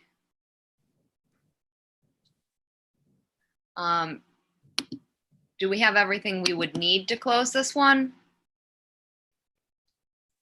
You have all of the required information, yes. Okay. So Paul, what would you like to do here? I would like to close. Okay. Is there a motion to close? I'll make that motion. Motion made by Linda. Is there a second? Seconded by Dave. So by roll vote, Beal, Aye. Engelborg, Aye. Arisman, I, Golding, Aye. LaFleur, Aye. Phillips. Oh, couldn't hear you, Maureen. Aye. Williams. Aye. All right, that carries unanimously. Thank you, everyone. Thank you. And that moves us on to Atkinson at 82 Baxter Road, represented by Liz Kenichi. Liz Kenichi from Nantucket Engineering and Survey, representing the applicant at 82 Baxter. This is the proposed work is for relocating an existing single-family dwelling within the buffer zone to a bordering vegetated wetland. Some points to reference, the existing structure lies within the 25-foot no disturb zone. We're proposing to move that outside the 25-foot zone back as far as we can go to the zoning setback. So there are waivers required for this, or a waiver for the elements within the 50-foot buffer zone, which it already is, as well as footing within 2 feet of groundwater. Just some things to note is that existing 25 square feet is within that 25-foot no disturb zone. Our proposed work, 0 square feet, will be within that 25-foot buffer zone. And then the existing, there's 1,300 square feet between the 25-foot and 50-foot existing, and our proposed location will reduce that to 735 square feet. So the waiver is long-term net benefit improvement. Basically, it will improve the separation from the buffer zone or from the wetland and decrease the work within that 50-foot, or decrease the structure within the 50-foot. And I believe that is it. Thank you, Liz. Are there any questions or comments from commissioners? Look, oh, Maureen? I guess when I read that was going to be a moving a structure on Baxter, I assumed it would also be moving away from Baxter Road, and it was just to get out of the 25, you wind up going closer to the road. And I'm just commenting on that. It was just interesting to see the competing advantages, I guess. So that's all. Thank Just a you, comment. Maureen. Any other questions or comments from commissioners? Looks like no. Jeff, do we have any comments from the public on this one?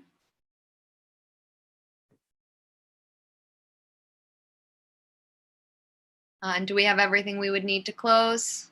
You do. Okay. Liz, would you like to close? Yes, please. Is there a motion to close? So moved. Motion made by Linda. Is there a second? Seconded by Dave. So by roll vote, Beal, Aye. Engelborg, Aye.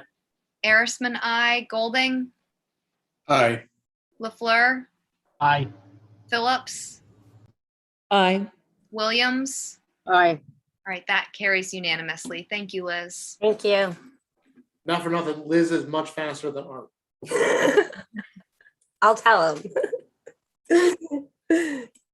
All right, so that moves us on to amended order of conditions. We have Nestor at 4 East Lincoln Avenue, represented by Brian Madden.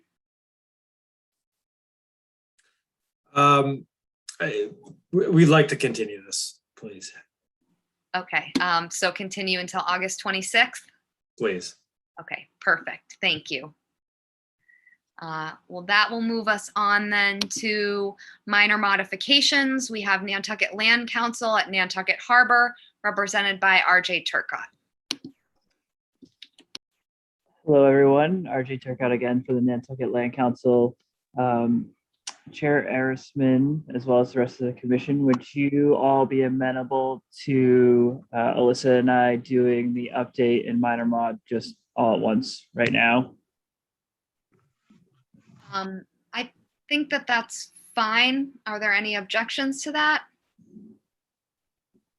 Okay, so go ahead. Okay, awesome. So we'll start with the project update for the restoration project off of Monomoy.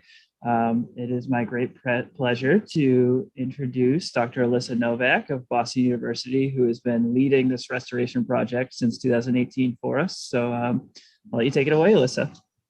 Thanks, RJ. So I'm going to share my screen, and I put together a little presentation for everybody. And as RJ mentioned, I've been working with them since 2017 on an eelgrass restoration here in Nantucket Harbor.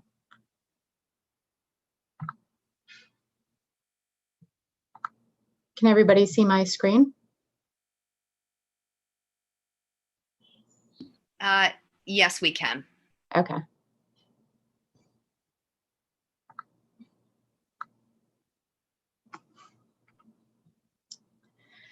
So the first thing I wanted to do is just go over the status of eelgrass meadows in Nantucket. There was a study that was done by Costello in 1995 and 2015, where he looked at the distribution of eelgrass beds in Nantucket Harbor, Madtucket Harbor, and Tuckernuck. And he found that between 1995 and 2015 that there was a 30% loss in Nantucket Harbor, 24% loss in Madtucket Harbor, and then Tuckernuck was pretty much stable.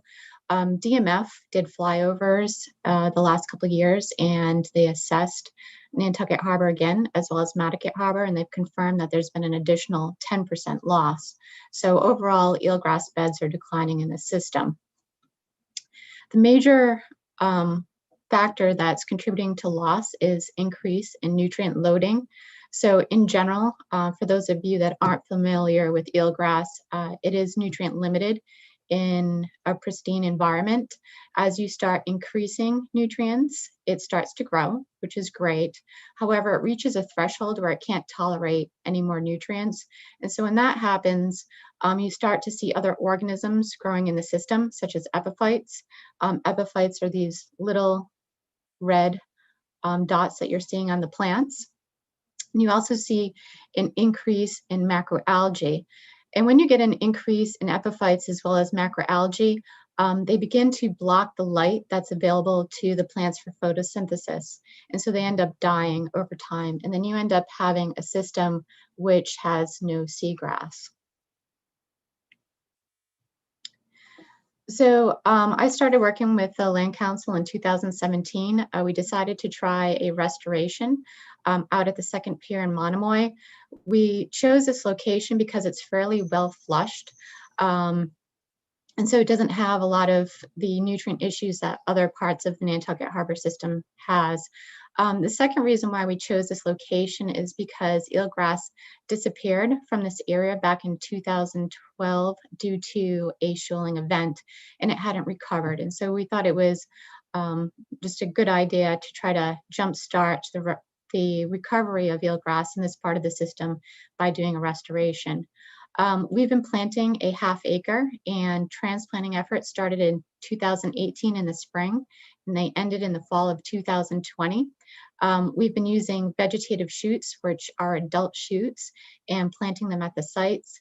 And the majority of these efforts have been community-based. We've been working with the town Natural Resources Department. We've been working with a number of organizations such as Mariah Mitchell, the Linda Loring Foundation, and we've also been working with local businesses such as the Sunken Ship and Anderson Mooring. So of course, by putting in eelgrass, there's a number of benefits.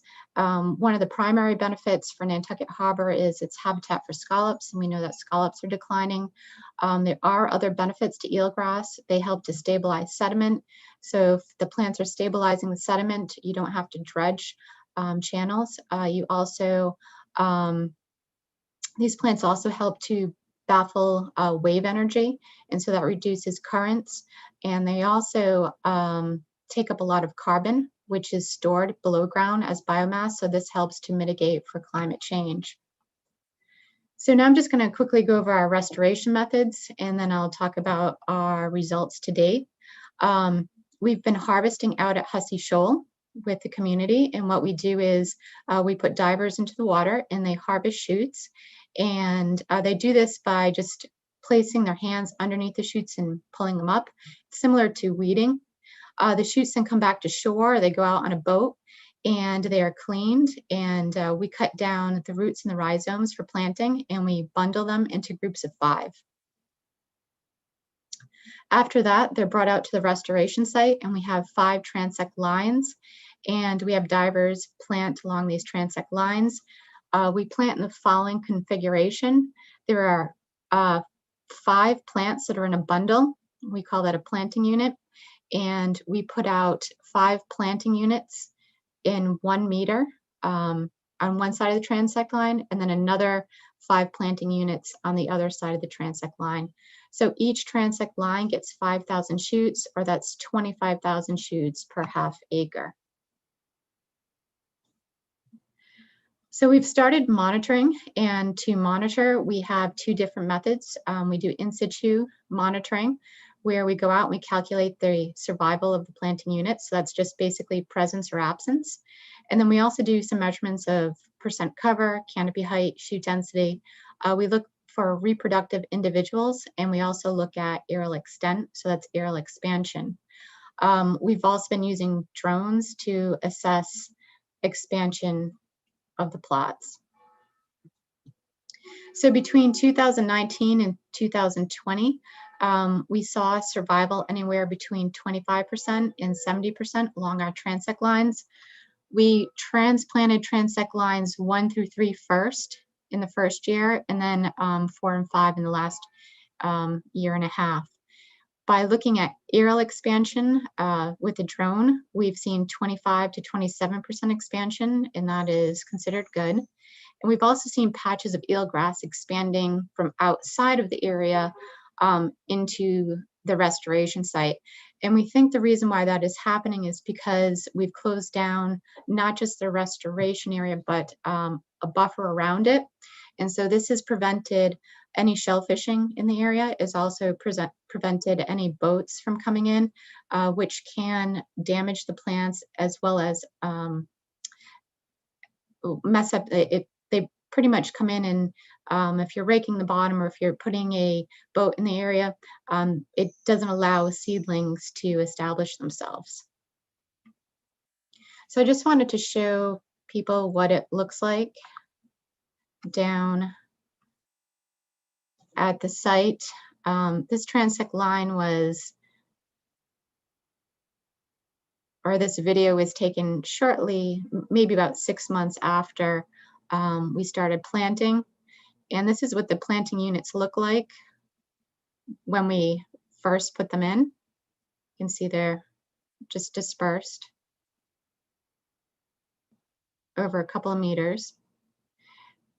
And when they start to expand, they begin to look like patches, like you see at this section of the transect line. This video is about 5 minutes long, and as we move down it, I'm not going to play it. You'll see that the entire area ends up being filled with plants.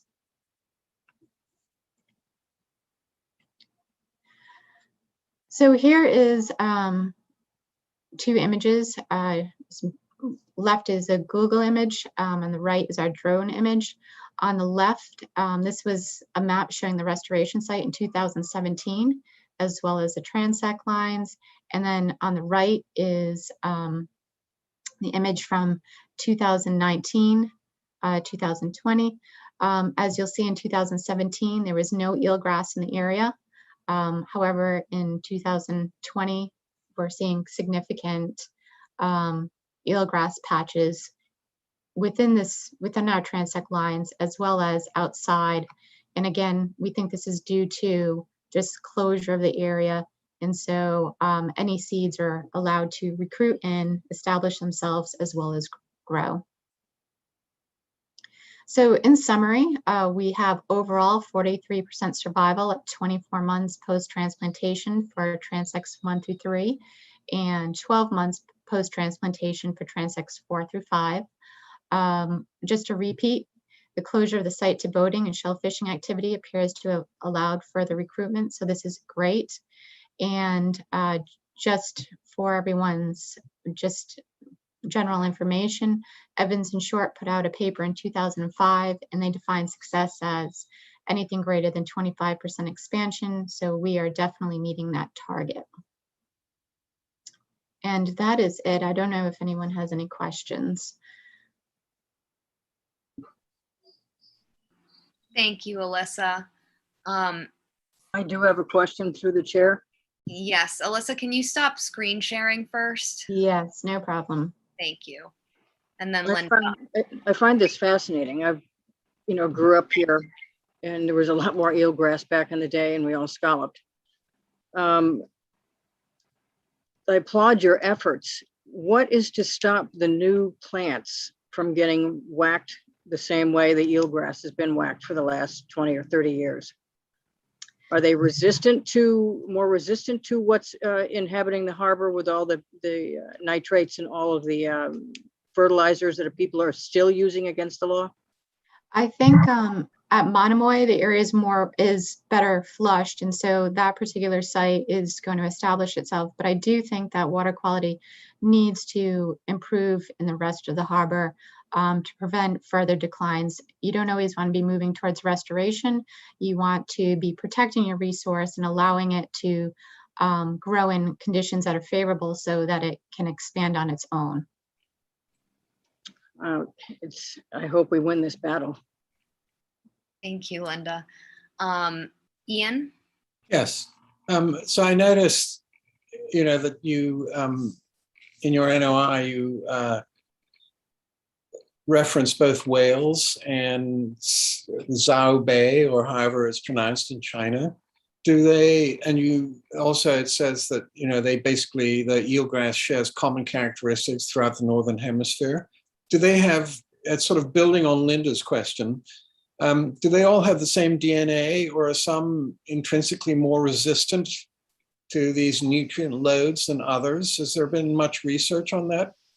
There is a lot of research going on right now, trying to find more resilient populations. And I'm working with a few people at Northeastern looking at this. The issue is you do not want to be mixing populations in some areas. And so on the mainland, we have what we call metapopulation, or it's just one continuous population that extends from Maine all the way down to Rhode Island. And then you move into another genetic population further south.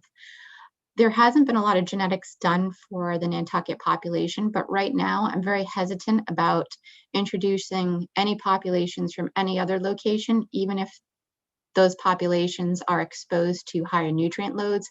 And the reason for that is Nantucket eelgrass has not been influenced in the past by people bringing in transplants. So on the mainland, we all the time mix Cape Cod with Rhode Island and New Hampshire. And there is a lot of evidence that people have taken plants from the western coast out in Washington state and moved them all the way out here. But as far as we know, the eelgrass population here on Nantucket Island has been here for probably 600 or 700 years. And so we don't want to bring in any other genetic varieties that could potentially create what we call a bottleneck. It would be a bottleneck effect where you actually might see all the eelgrass disappear. And so this is something that's probably going to take 10 to 15 years of people of studying the genetics here, as well as other populations on the mainland, before they can make some type of decision on whether or not we could bring in a more resilient population from the mainland into here. Does that answer your It question? does. Thank you. And then I guess a follow-up question would be, do scallops show any preference for the variants or the seedlings? Or I don't know that, but I do know that scallops love eelgrass. So they love having it there. So anything you can do to keep the eelgrass here in Nantucket will be great for the scallops. Well, thank you very much. You're welcome. Thank you. Maureen? Yes, and thank you, Alyssa. That was a great presentation. And I was curious about how much impact the closing off, of the area to boating and fishing, that you could almost argue, just with what I was seeing, that had at least as much impact as the new, putting in the new populations. And so, is that something that would only work in a well-flushed area like that area, or would it, if one were able to carve out more pieces of the harbors to be protected like that, that would be a pretty cheap way of getting eelgrass going. We don't have to do any planting. We just take advantage of the fact that they will be happy to not be disturbed. So I wanted to know about that. Thank you. I've floated this idea a few times with RJ as well as with Emily. I think it would be good to find areas where there might be issues with boats sitting on top of eelgrass beds and shutting those areas down for a year or two, just to help the recovery of the bed. And then you can move them back in. I mean, I don't know, it's obviously very political, but I mean, that in itself, I mean, the boats, what they do is they shade the plants, and the plants end up dying back. And you can also see that just having them on a mooring creates a helical, around it, and uproots the plants. And so if you shut an area just for temporarily, year, maybe two, and just relocate the boat somewhere else, let that area recover, then you can probably move the boats back in, and you just keep on doing this to help as much as you can. I mean, yes, nutrients are still an issue, but boating activity, I think, is a major problem, particularly in the harbor. Thank you very much. That's really good to know, and maybe we can do something informally or something like that, because I live in Madtucket, and our Madtucket Conservation Association is very interested, in growing the eelgrass. So, and to know that there's a somewhat simple way to help it, and to see if that could work. So that would be good to follow up with you all about that. Thank you. Welcome. I have one more question, Madam Chairman. Yes, go ahead, Linda. Having had boats, and I was married to the shipyard, the anchorage has increased over time. For the last 20 years, the anchorage has increased because there's been more demand for the bells, the moorings. Would it be something that we should promote, approaching the selectmen, to reduce, just even for 1 or 2 years, the anchorage area, that would allow more to be protected and restricted from boat traffic, because there's an awful lot of traffic further out than it ever used to be? which is also, as you know, churned up all the eelgrass and destroyed a lot of the scalloping for everybody. That's a great question, Linda. I think we can certainly suggest those things. And as the select board moves to focusing on Nantucket's sustainability, having a healthy eelgrass habitat obviously helps not only global sustainability with carbon capture, but our harbor sustainability. So that's certainly something we can think about. As was mentioned earlier, unfortunately, it will be a little bit of a political fight because, of course, you have a very big boating industry here that we would be up against. So I think that's something we would have to be ready for. Ian, did you have your hand up? I did, Madam Chair, because it sort of raises the issue of the damage that scalloping does. And back when Mark and I were teenagers and hundreds of boats went out, the eelgrass seemed to recover every year. Even though if you flew over, you could see the tracks that the dredges made. And so my guess is that what is really doing the damage is the nutrient load rather than the boats when it's all said and done. Although I take Linda's point, I'm certainly not disagreeing with it, but would you feel, Alyssa, that it is the nutrient load that is the primary cause for all this, for the decline, or I definitely water think temperature? Is water temperature, which is also rising, is that part of the issue? I think it's a combination of issues. So nutrient loading is, I would say, your primary issue. And when I go out there, I can see the macroalgae everywhere. It's not even a question. The warming temperature just compounds the issue. The waters are, what happens is when the water warms, it increases the plants, the tolerance for it needs more light to photosynthesize, and so its demands are greater, and so then it can't survive between the increased nutrient load and then the increased water. So that's just a compound, and then when you start adding the boats in there with shading, that's just another issue. I mean, it's kind of, you can't do anything about climate change, but you can do something about the nutrients and you can do something about the boats. And so you might as well kind of stick with things that you can fix. Thank you. Thank you. Seth?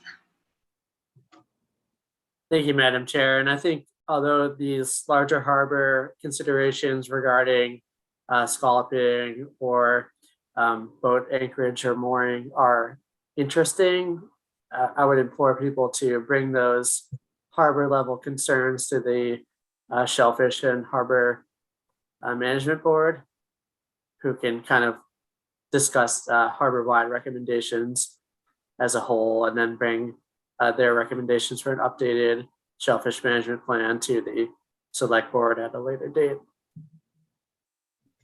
Thank you for that suggestion, Seth. I think that's a great suggestion. Any other questions? Thank you, Alyssa, for your presentation. It really is fascinating, and I'm so happy to see positive progress in the areas you guys are working on. It's really great. Thanks. RJ, would you like to speak to the minor modification? Yes. All right. So you guys got an update from Dr. Novak on the current project, which is a physical transplant of living plants from donor sites in Nantucket Harbor, as well as some washed ashore eelgrass that we've rescued to the restoration site. While we're ecstatic that this is working well and has been working, and the plants seem to be starting to seed and grow on their own and expand on their own, we are interested in looking at other methods. So in other areas of the world, a good example is down in Chesapeake Bay, and obviously a couple other areas which were cited in the papers in the packet. They are trying to do seeding and have found success with seeding. A bunch of different methods have been tried, from broadcast seeding, literally by hand, just sprinkling seeds over a bare area, all the way to building this really elaborate several $100,000 machine to literally plant seeds in the bottom in Chesapeake Bay. So I would encourage you guys, if you're curious, to take a look at that thing. It looks like a tractor in the water. It's really ridiculous looking. Alyssa and I debate whether it's doing more damage than good as it's putting things into the bottom, but it does put a lot of seeds into the bottom. But the reason for this minor mod request is that getting divers and coordinating the folks, including Alyssa, coming up from BU and coordinating the Natural Resources Department, coordinating volunteers to get out and dive with equipment to pull the plants and then to transplant them. As you might imagine, it's very labor intensive. So we're looking into some new seeding methods, which have never been tried out here before, to see if we could bring costs down and be a little more efficient with the work here, and see if seeding would be better suited and actually work in Nantucket Harbor. So I attached those 4 papers on those 4 methods. One of them, seed dispersal, literally by hand. That's one of the old ones. One of them's Hessian bags, which are basically sort of jute bags that are mounted to the bottom with a peg with seeds in them. And the other method is the buds method, which is putting a buoy out there which has seeds in it or the reproductives in it that will drop seeds to the bottom. And then the last one was one of the most interesting ones that we found, which was in China. They actually tie the plants to a stone and then put that stone on the bottom. And so we're hoping to do that with reproductives. So the method's a little different. It would require that we go out and collect reproductives, eelgrass, in late July, early August, and then bring them to the Natural Resources Department at the hatchery, put the plants into flow-through tanks. We actually put them in really fine mesh or pantyhose, believe it or not.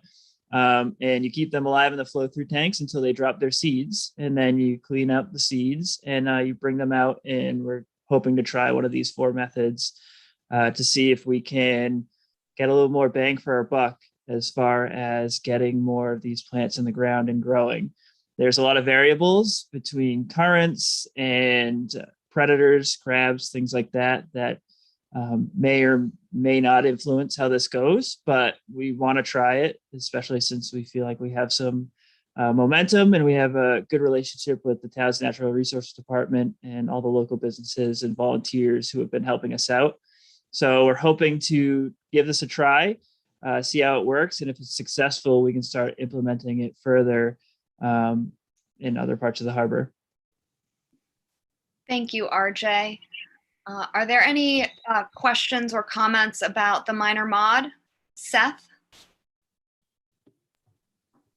Thank you. First, I'm a history buff, and the reason it's called a Hessian bag is burlap is a fabric that Hessian soldiers wore as part of their uniform.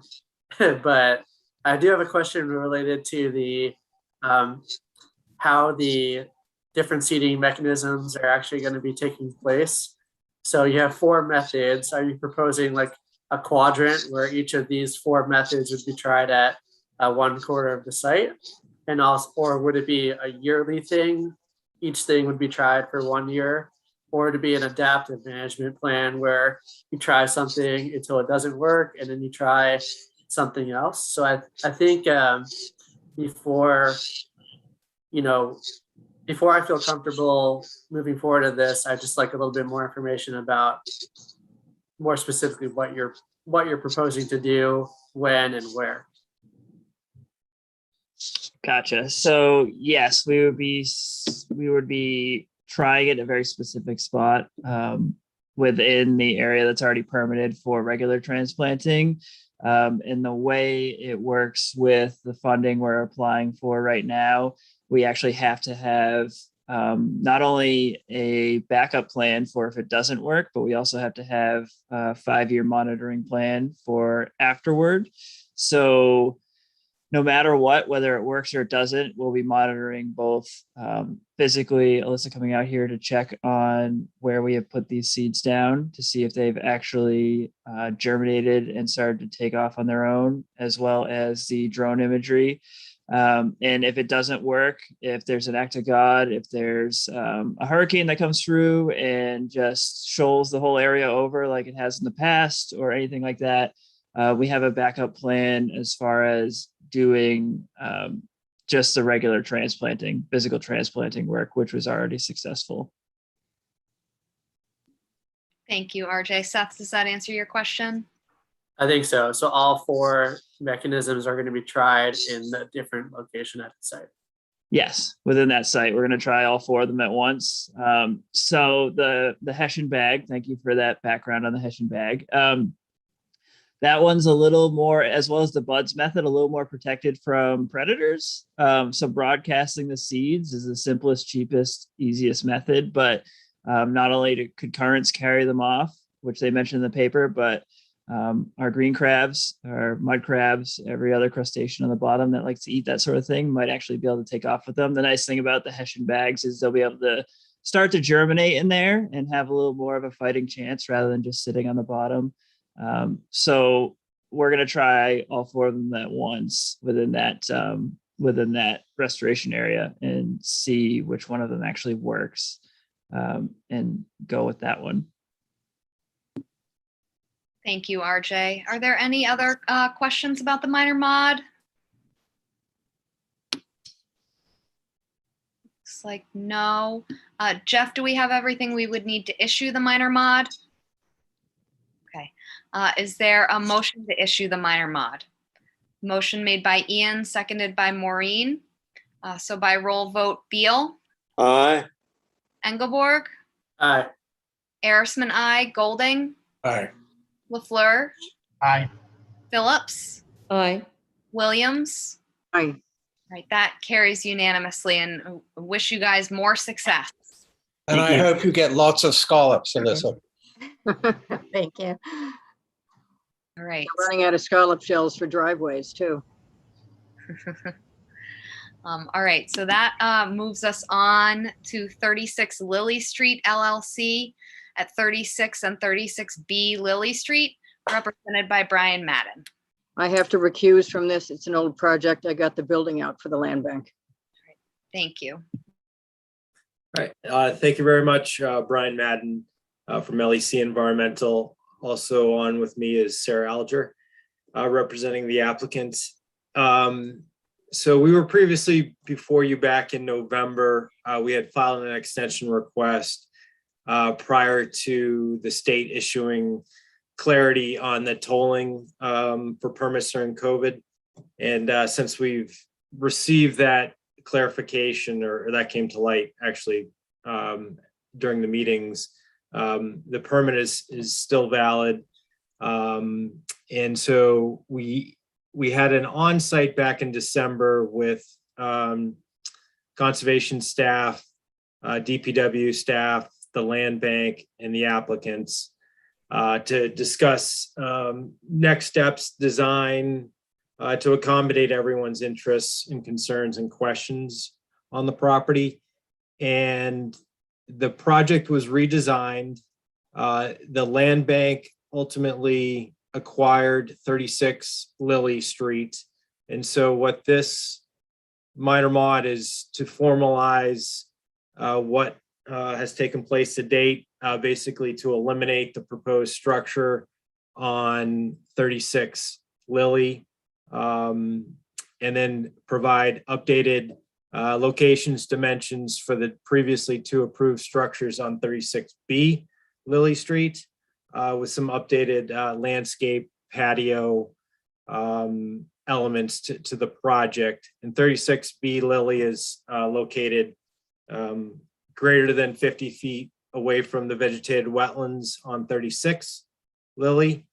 We are still proposing to do the mono slab helical pile foundations For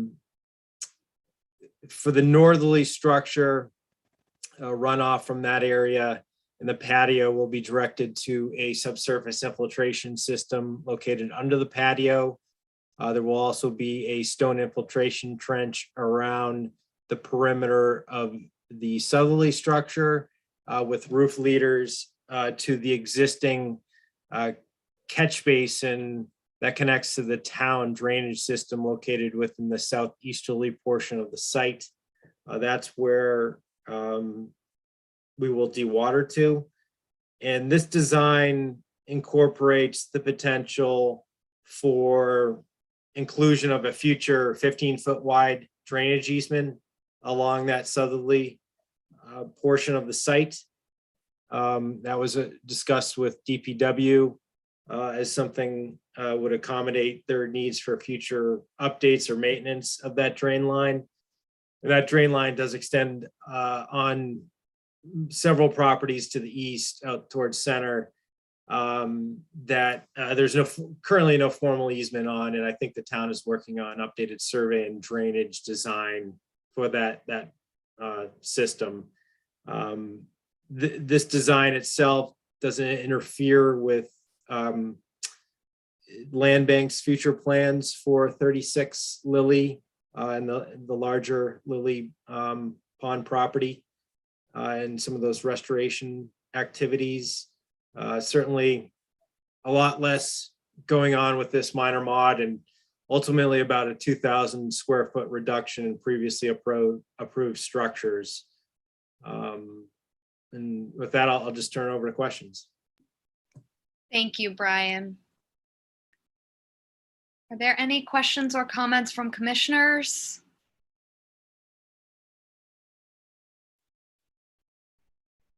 I know I really appreciate kind of the effort the applicant has put in to correct this site and work with Land Bank and other entities to kind of fix some of the drainage and wetland issues going on. And I didn't state this, but also the project has gone through HGC review as well. No. Thank you, Brian. So if there are no questions, Jeff, do we have everything we would need to issue the minor mod? Is there a motion to issue the minor mod? Motion made by Dave. Is there a second? Seconded by Maureen. So by roll vote, Beal. Aye. Engelborg. Aye. Arisman, aye. Golding. Aye. LaFleur. Aye. Phillips. Aye. Right, so that carries with Commissioner Williams recused. Thank you so much. Thank you. And that moves us on to High Tide Partners LLC at 8 Ackermuck Way, Lot 2, represented by Mark Ritz. Good evening, Mark Ritz from Site Design Engineering, representing the applicants. What you have before you tonight is a request for a minor mod for a project you guys approved relatively recently. The house has been through HDC and everything else, and as so often happens, there have been a few changes. The main gist of the changes is that the house has been rotated slightly and moved further from the resource area. In fact, the main residence originally was approved 61 feet away from the resource, will now be 83 feet at the closest point.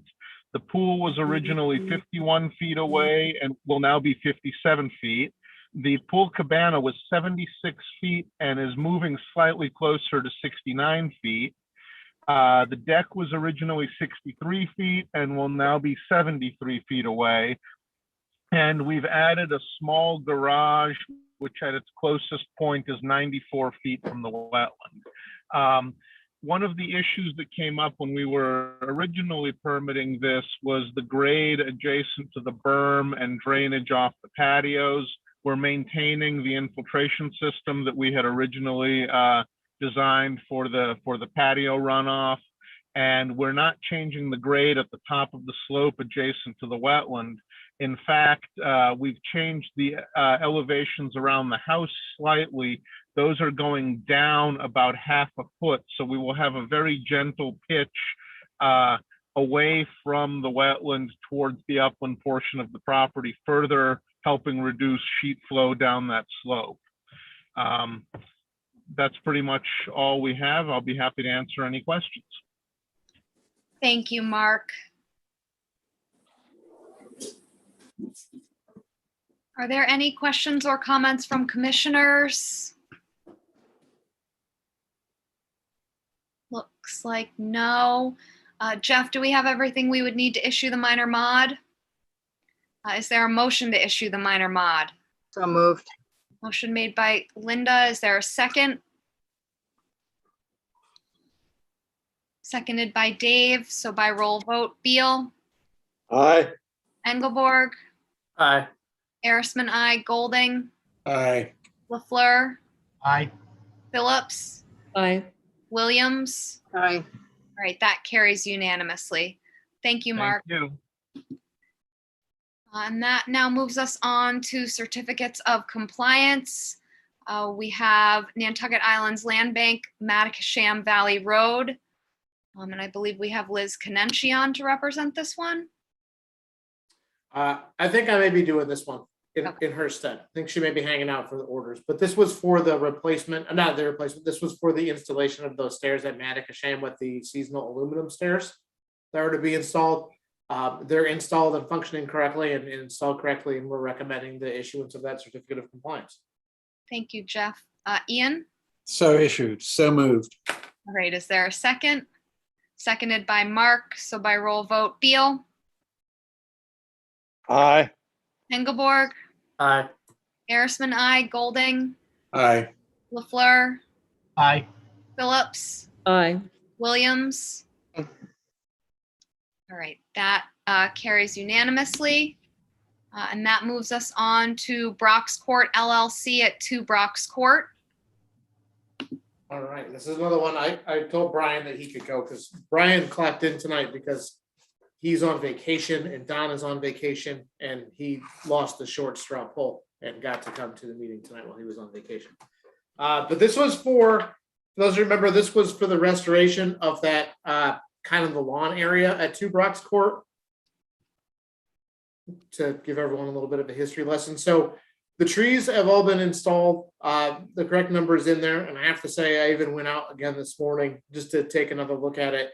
The area that used to be lawn looks really nice. It's full of all kinds of great wetland species. There's a lot of bulrush, a lot of soft rush, but to probably no one's surprise, the amount of herbaceous wetland species that came back into that area after they discontinued mowing is pretty great. So I think giving those trees a little bit of time, I mean, they're obviously still pretty young, but I think this is one where it actually turned out pretty well over time. And we're happy to recommend the issuance of its certificate of compliance. Thank you, Jeff. Ian? So I was recused because I'm a neighbor from previous applications. Do I just abstain on this when it comes up to vote? Yes. Yes. Okay. Good idea. All right, are there any other questions? And if not, is there a motion to issue the certificate? I'll make that motion. All right, motion made by Linda. Is there a second? Second. Seconded by Seth. So by roll vote, Beal, Aye. Engelborg, Aye. Arisman, I, LaFleur, Aye. Phillips, Aye. Williams. Aye.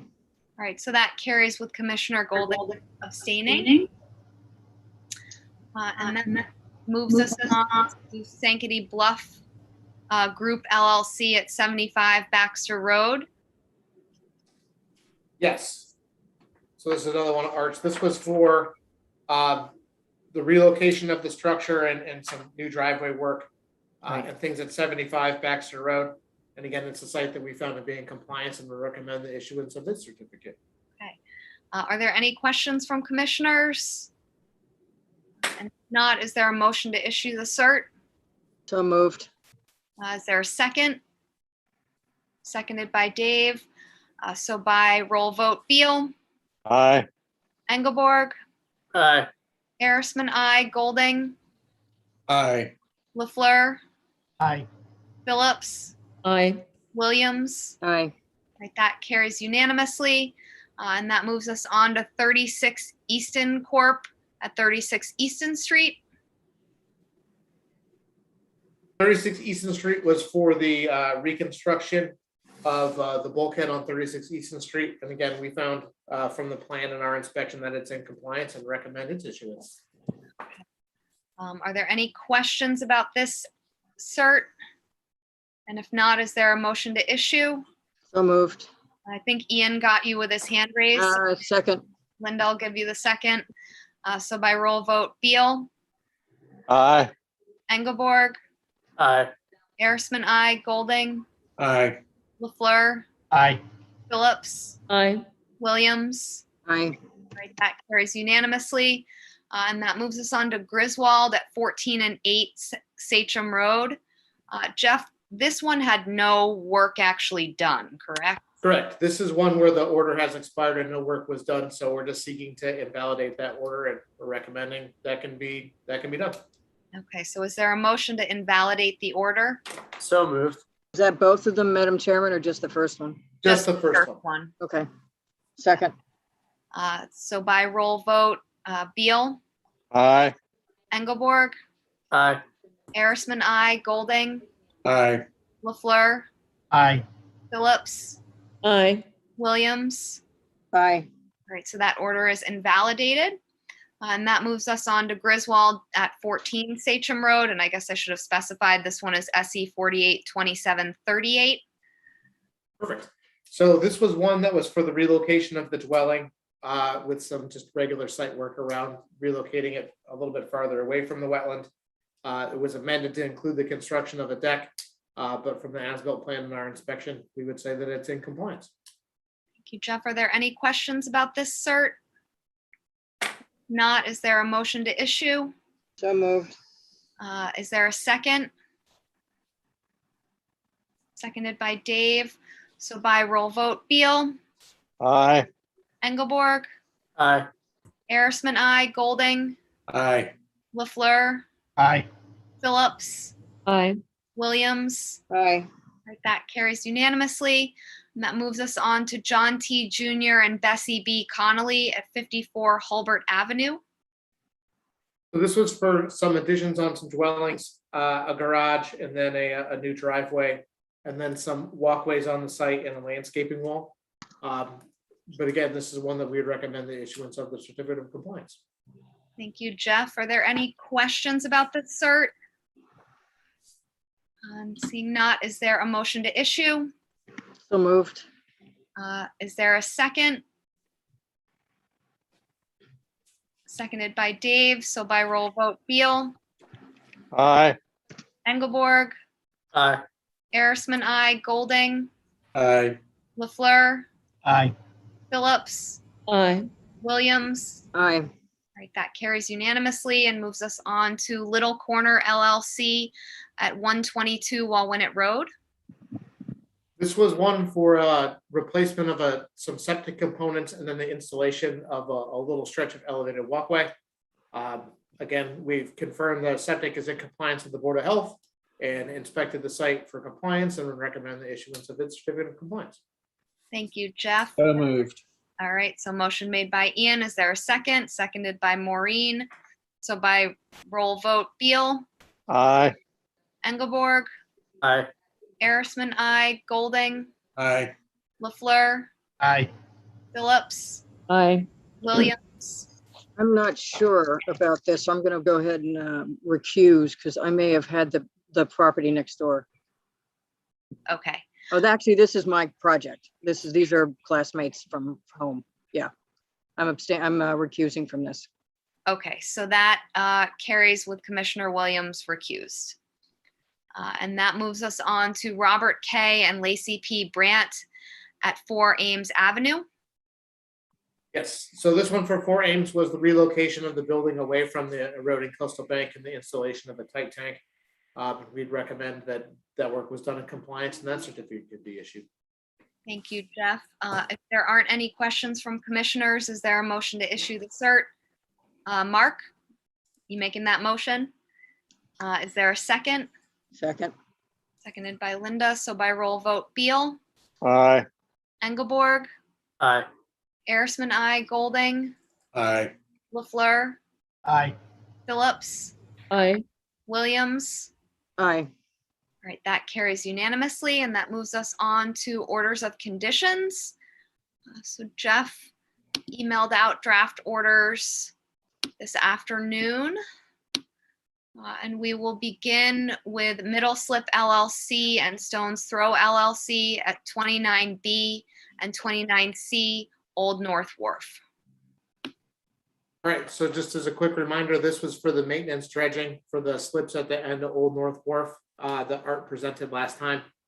The two comments that we had written down and when I reviewed the minutes again were to make sure there was a condition that it required sill curtains to kind of contain that area, and then testing the all dredge material that was to be reused for any chemical or biological contamination prior to reuse. Thank you, Jeff. Are there any amendments or thoughts on this order? Ian? The Commissioner LaFleur, keep an eye on it. Is Dave recused on this one? I forget. I don't think so. I don't think so. Keep an eye on it.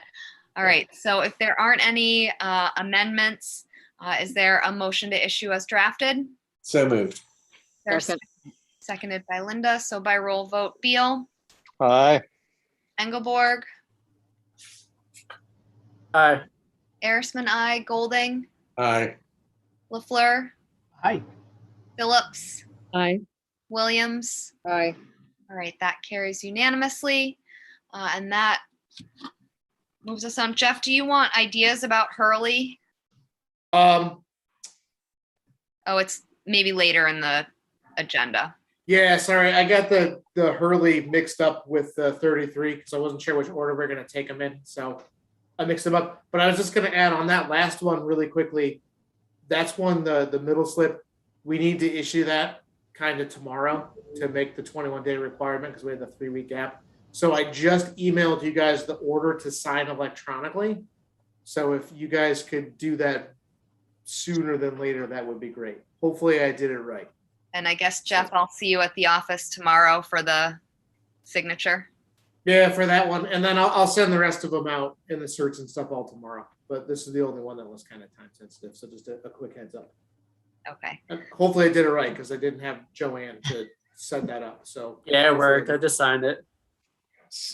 Good. Success. That's all I asked for. All right, we can move on. Okay, so we'll just go in the order that our draft orders was sent in. So that brings us to Janice Louise O'Mara, trustee at 33 Somerset Road. Yeah, this was the sewer replacement.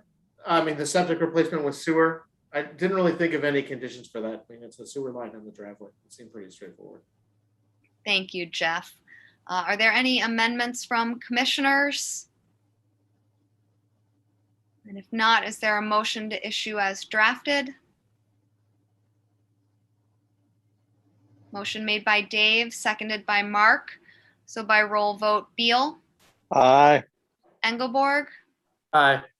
Arisman, I, Golding, Aye. LaFleur, Aye. Phillips, Aye.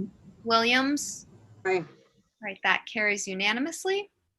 And now that moves us on to Hayden C. Hurley at 11 Hulbert Avenue. This was the move-on property related to the 5 Sandy Drive property. Again, I was kind of stumped for conditions on this. It seemed, again, pretty straightforward. Yes. Are there any amendments from commissioners? And if not, is there a motion to issue as drafted? Motion to issue as drafted. Thank you. So is there a second? Seconded by Dave. So by roll vote, Beal, Aye. Engelborg, Aye. Arisman, I, Golding, Aye. LaFleur, Aye. Phillips, Aye. Williams. Aye. Right, that carries unanimously. And that moves us on to Hayden C. Hurley at 5 Sandy Drive. This is kind of the sister project to that, where it's the removal of the structures and they're gonna loam and seed it. My gut feeling tells me we'll see this property again soon. There's nothing to actually indicate that, but that's my guess. So I didn't have any conditions for it. Yes, I would agree with that. That's a good guess, Jeff. Yeah. I'm wondering if it'll even get loamed and seeded first, or if we'll see an application just fire right in there. Probably a little bit of both, but Yeah. So if there are not any amendments to this one, is there a motion to issue as drafted? So moved. Mark got you with his hand raised, so Linda, I'll give you the second. Cool. Right. So by roll vote, Beal, Aye. Engelborg, Aye. Arisman, I, Golding, Aye. LaFleur, Aye. Phillips, Aye.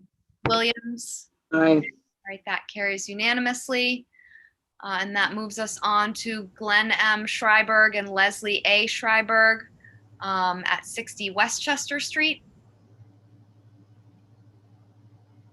yes, this was for, sorry, my computer decided to have a little revolt here and go slow. This was for the construction of the shed and the second dwelling. I think this was the one that we wanted to add a condition 21 to say that all surface runoff related to the patio, stone patio, is to be captured and infiltrated on site. Thank you, Jeff. Yes, and I think Seth had a great addition as well. So Seth, Yeah, for 19, just putting in all herbicide applications should be done in accordance with the product label. And we should just keep that on every herbicide application in the future. yeah, that's a You great know, one. what's funny is we've been putting that on like a lot of the ones where it's been sprays and things. And I don't know why they didn't do it on this one. It is an excellent condition. Yes. Any other amendments? Blame it on Joanne, Jeff. No, I'm saving good things like really bad mess ups on Joanne. I'm waiting for those little things. I'll take for myself then. Move to approve as amended.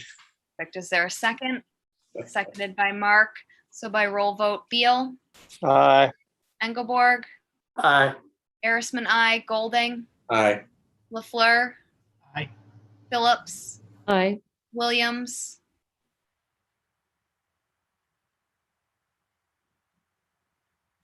Linda, are you there?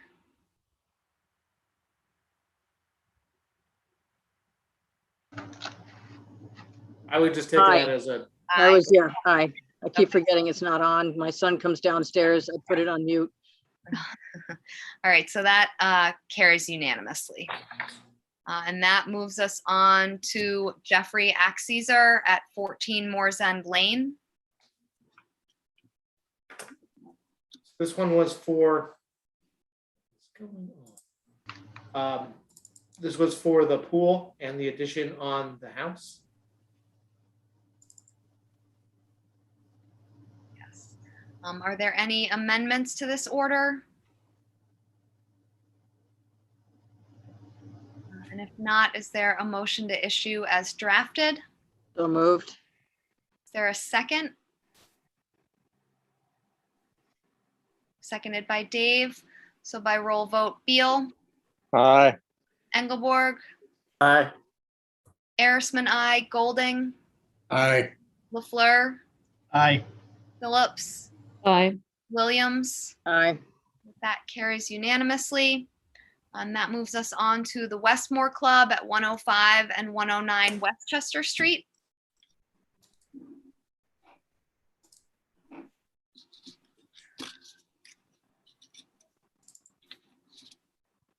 Right, so this was obviously for the game courts and the dormitories. I know the plan is a little bigger, but it's really just the one section of the pickleball courts, the other tennis courts outside of jurisdiction, and then the two dorms. And I tried to think of some conditions. I just was kind of stumped. So if anyone's got suggestions, I'd happily take them. Mark, and then we'll go to I Maureen. just want to make sure that, Jeff, you're satisfied with their drainage plan.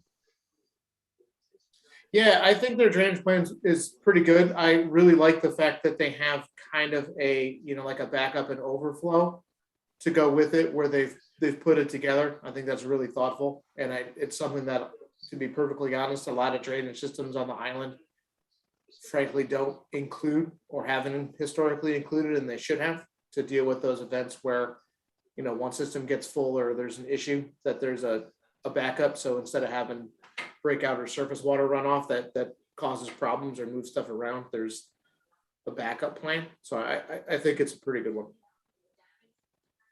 Maureen, you had maybe a question or comment as well? Yeah, just a question. I know that Paul said that there would not be any lighting on these courts. Do we need to put our usual lighting thing on that?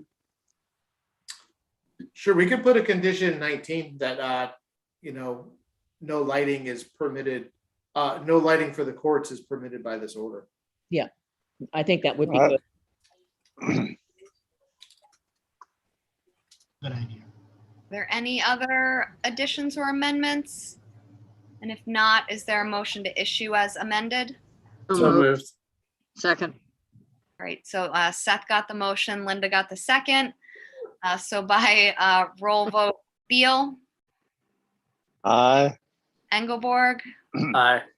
Arisman, aye, Golding, Aye. LaFleur, Aye. Phillips, Aye. Williams. Aye. All right, so that order passes unanimously. And that moves us on to Atkinson at 82 Baxter Road. So this is Maureen's favorite project, where they're moving closer to the bluff to move farther away from the wetland on the lot. Right. But I guess they're on the good side of the road. So, Yeah. Again, I couldn't think of any conditions. I actually, I don't know. I always think it's nice when people try to move farther away from resource areas and their impacts. Yep. Personally. Is that from the frying pan to the fire, Joe? I mean, let's face it. I mean, a lot of those houses are going to move at some point. I mean, maybe they should put it on like wheels. And just Or it they'll just have in case. oceanfront property at some point. Exactly. Yeah, they're trying to speed that up. Get the view quicker. I was going to say that maybe they're in, as opposed to being between a rock and a hard place, they're between a wet place and a soft place. Oh, Oh, bad. Maureen. So, all right, I'm sorry. Don't put that in the minute, Terry. Okay. All right, is there a motion to issue as So drafted? moved. Oh, Second. I concede to Maureen on that one. Yes, so Maureen actually got the motion with her hand and Ian's taking the second. So by roll vote, Beal, Aye. Engelborg, Aye. Arisman, aye, Golding, Aye. LaFleur, Aye. Phillips, Aye. Williams. Aye. All right, that carries unanimously. And that moves us on to other business, approval of minutes from July 22nd. Thank you, Terry, as always, for the minutes. Are there any amendments necessary? And if not, is there a motion to approve as drafted? I'll make that motion. Is there a second? Seconded by Dave. So by roll vote, Beal, Aye. Engelborg, Aye. Arisman, aye, Golding, Aye. LaFleur, Aye. Phillips, Aye. Williams. Aye. All right, that carries unanimously. And again, thank you, Terry, for your always Thank fantastic. you, Terry. Terry. We already covered our monitoring report. So that moves us on to reports. We have crack. I missed the last meeting to an unforeseen event beyond my control. CPC.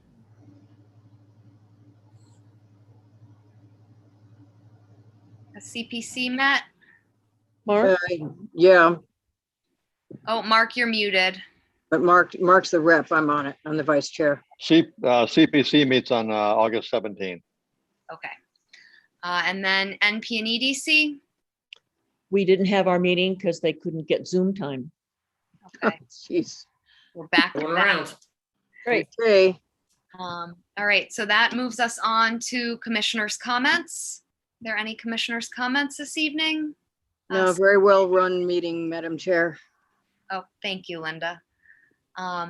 Seth, it looks like you have a comment. Yes. I have a comment related to the consideration of good quality topsoil or clean fill. I know we get those reports in all the time when someone's going to loam and seed or to, put down fill. And I think that in our regulatory update, we definitely need to have a requirement as to what clean fill or good quality topsoil means. And I think we might even be able to get some clarity here before that regulatory update in how we write orders of conditions. So I bring this to attention. It's not a new issue. It's certainly not new to me, but a lot of times soil that is considered clean or is considered good quality is essentially receives that designation because it's free of construction debris. But there's no real evidence as to its cleanliness at a ecologic perspective, biologic, or a chemical perspective. And lots of times things that are considered clean fill have all sorts of seed material of non-native invasive species in them. They might have other issues that we don't know about. It's just getting that designation as clean based on kind of a physical engineering perspective. And I think it's within our interest and within our responsibilities as well to go beyond that in projects that are within jurisdictional areas. I mean, when we were at our field viewing this Monday, where the new Natural Resources Department building is and the Board of Health building is, it's not a wetland area, but supposedly clean fill was put down, and that clean fill was full of Datura stramonium, Jimson weed, which is a non-native. It's not considered invasive yet in Massachusetts, but it is in other areas. And it's one of the most toxic plants in all of North America. So that is considered clean fill right outside of the health department. And I think that we need to really go beyond just the physical characteristics of soil and get a little bit better analysis of the soil related to its ecological characteristics. I think there's three ways in my mind that this could be done. I think that the first is that we could require fill being used to be heated to a certain temperature to kill any potential seed material. I think the second option we can do is require testing of fill material beyond just a construction debris type scenario. And I think the third thing we could do was impose a monitoring requirement where areas that are filled and then seeded, that there's an automatic condition in those permits where the permit holder is required to monitor those areas for invasive species particularly. I think it could be done in any of those three ways or some combination of those three ways until we have a regulatory update. And when we have a regulatory update, getting a definition of what clean means, I think is important. I bring this up, it's relevant to the whole island. It's relevant beyond the island. It's relevant in all sorts of building construction scenarios, but it's particularly within our interest to not add more non-native, especially not more invasive species to protected resource areas. So I think we can impose some conditions to ensure that fill is better represented as what it is. It might be clean from a construction scenario, but unclean elsewise. Thank you. Thank you, Seth. I brought this up probably 4 years ago, but was so much less articulate than you just were. So thank you for stating this so clearly. Any other commissioners' comments?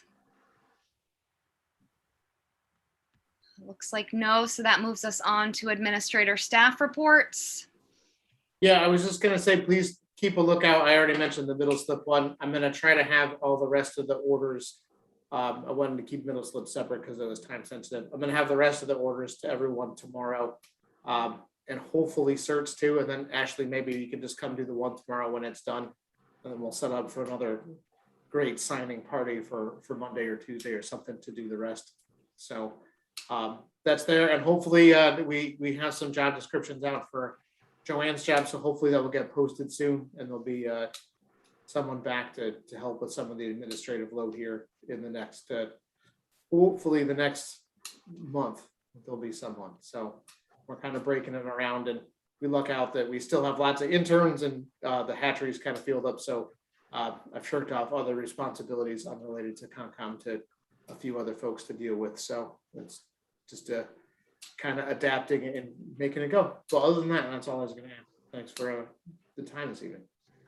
So Jeff, do we have any potential dates for the continued discussion for SBPF? Or are we still trying to look at the Zoom? I'm gonna have to email those. Sorry, because I had to request, like everyone else, and Maureen kind of hit the nail on the head earlier, as everyone's kind of fighting for Zoom time and time to be there. So I sent off to NCTV and to Erica for potential dates and times. So the good news is we can send scheduling dates around, and that's exempt activity under open meeting law for scheduling purposes. So as soon as I have those dates, I promise I'll send them around for people to target. But I've shot for a lot of times to have that continued discussion. Okay, thank you, Jeff. Maureen, did you have a question or was it the same question? No, actually, I was going to just make a comment about Jimson weed. I thought I remembered that cattle can get ill from ingesting it. There used to be a problem, I guess, out west. And apparently teenagers in certain states in this country will gather it and get high on it. So I think we definitely need to take care of whatever the infestation is next to our building. Well, you have to dry it and smoke it, which is why cows don't get high on it. Yeah, don't put those ideas out there. As someone who teaches the I'm sorry. Oh, right. Please don't say these things on a publicly recorded government meeting. As we speak, we'll leave it as it being very toxic. Yeah. All right, so we are not going into executive session tonight, so this is the end of our meeting. Is there a motion to adjourn? So moved. Second by Linda, so by roll vote, Beal, Aye. Engelborg, Aye. Arisman, aye, Golding, Aye. LaFleur, aye, and good night, everyone. Phillips, Aye. Williams. Aye. All right, the meeting is adjourned. Thank you, everybody. Good night, Thanks, everyone. everybody. Have a wonderful weekend. Good night. Good night, all. Bye, Thank everyone. you, Jeff.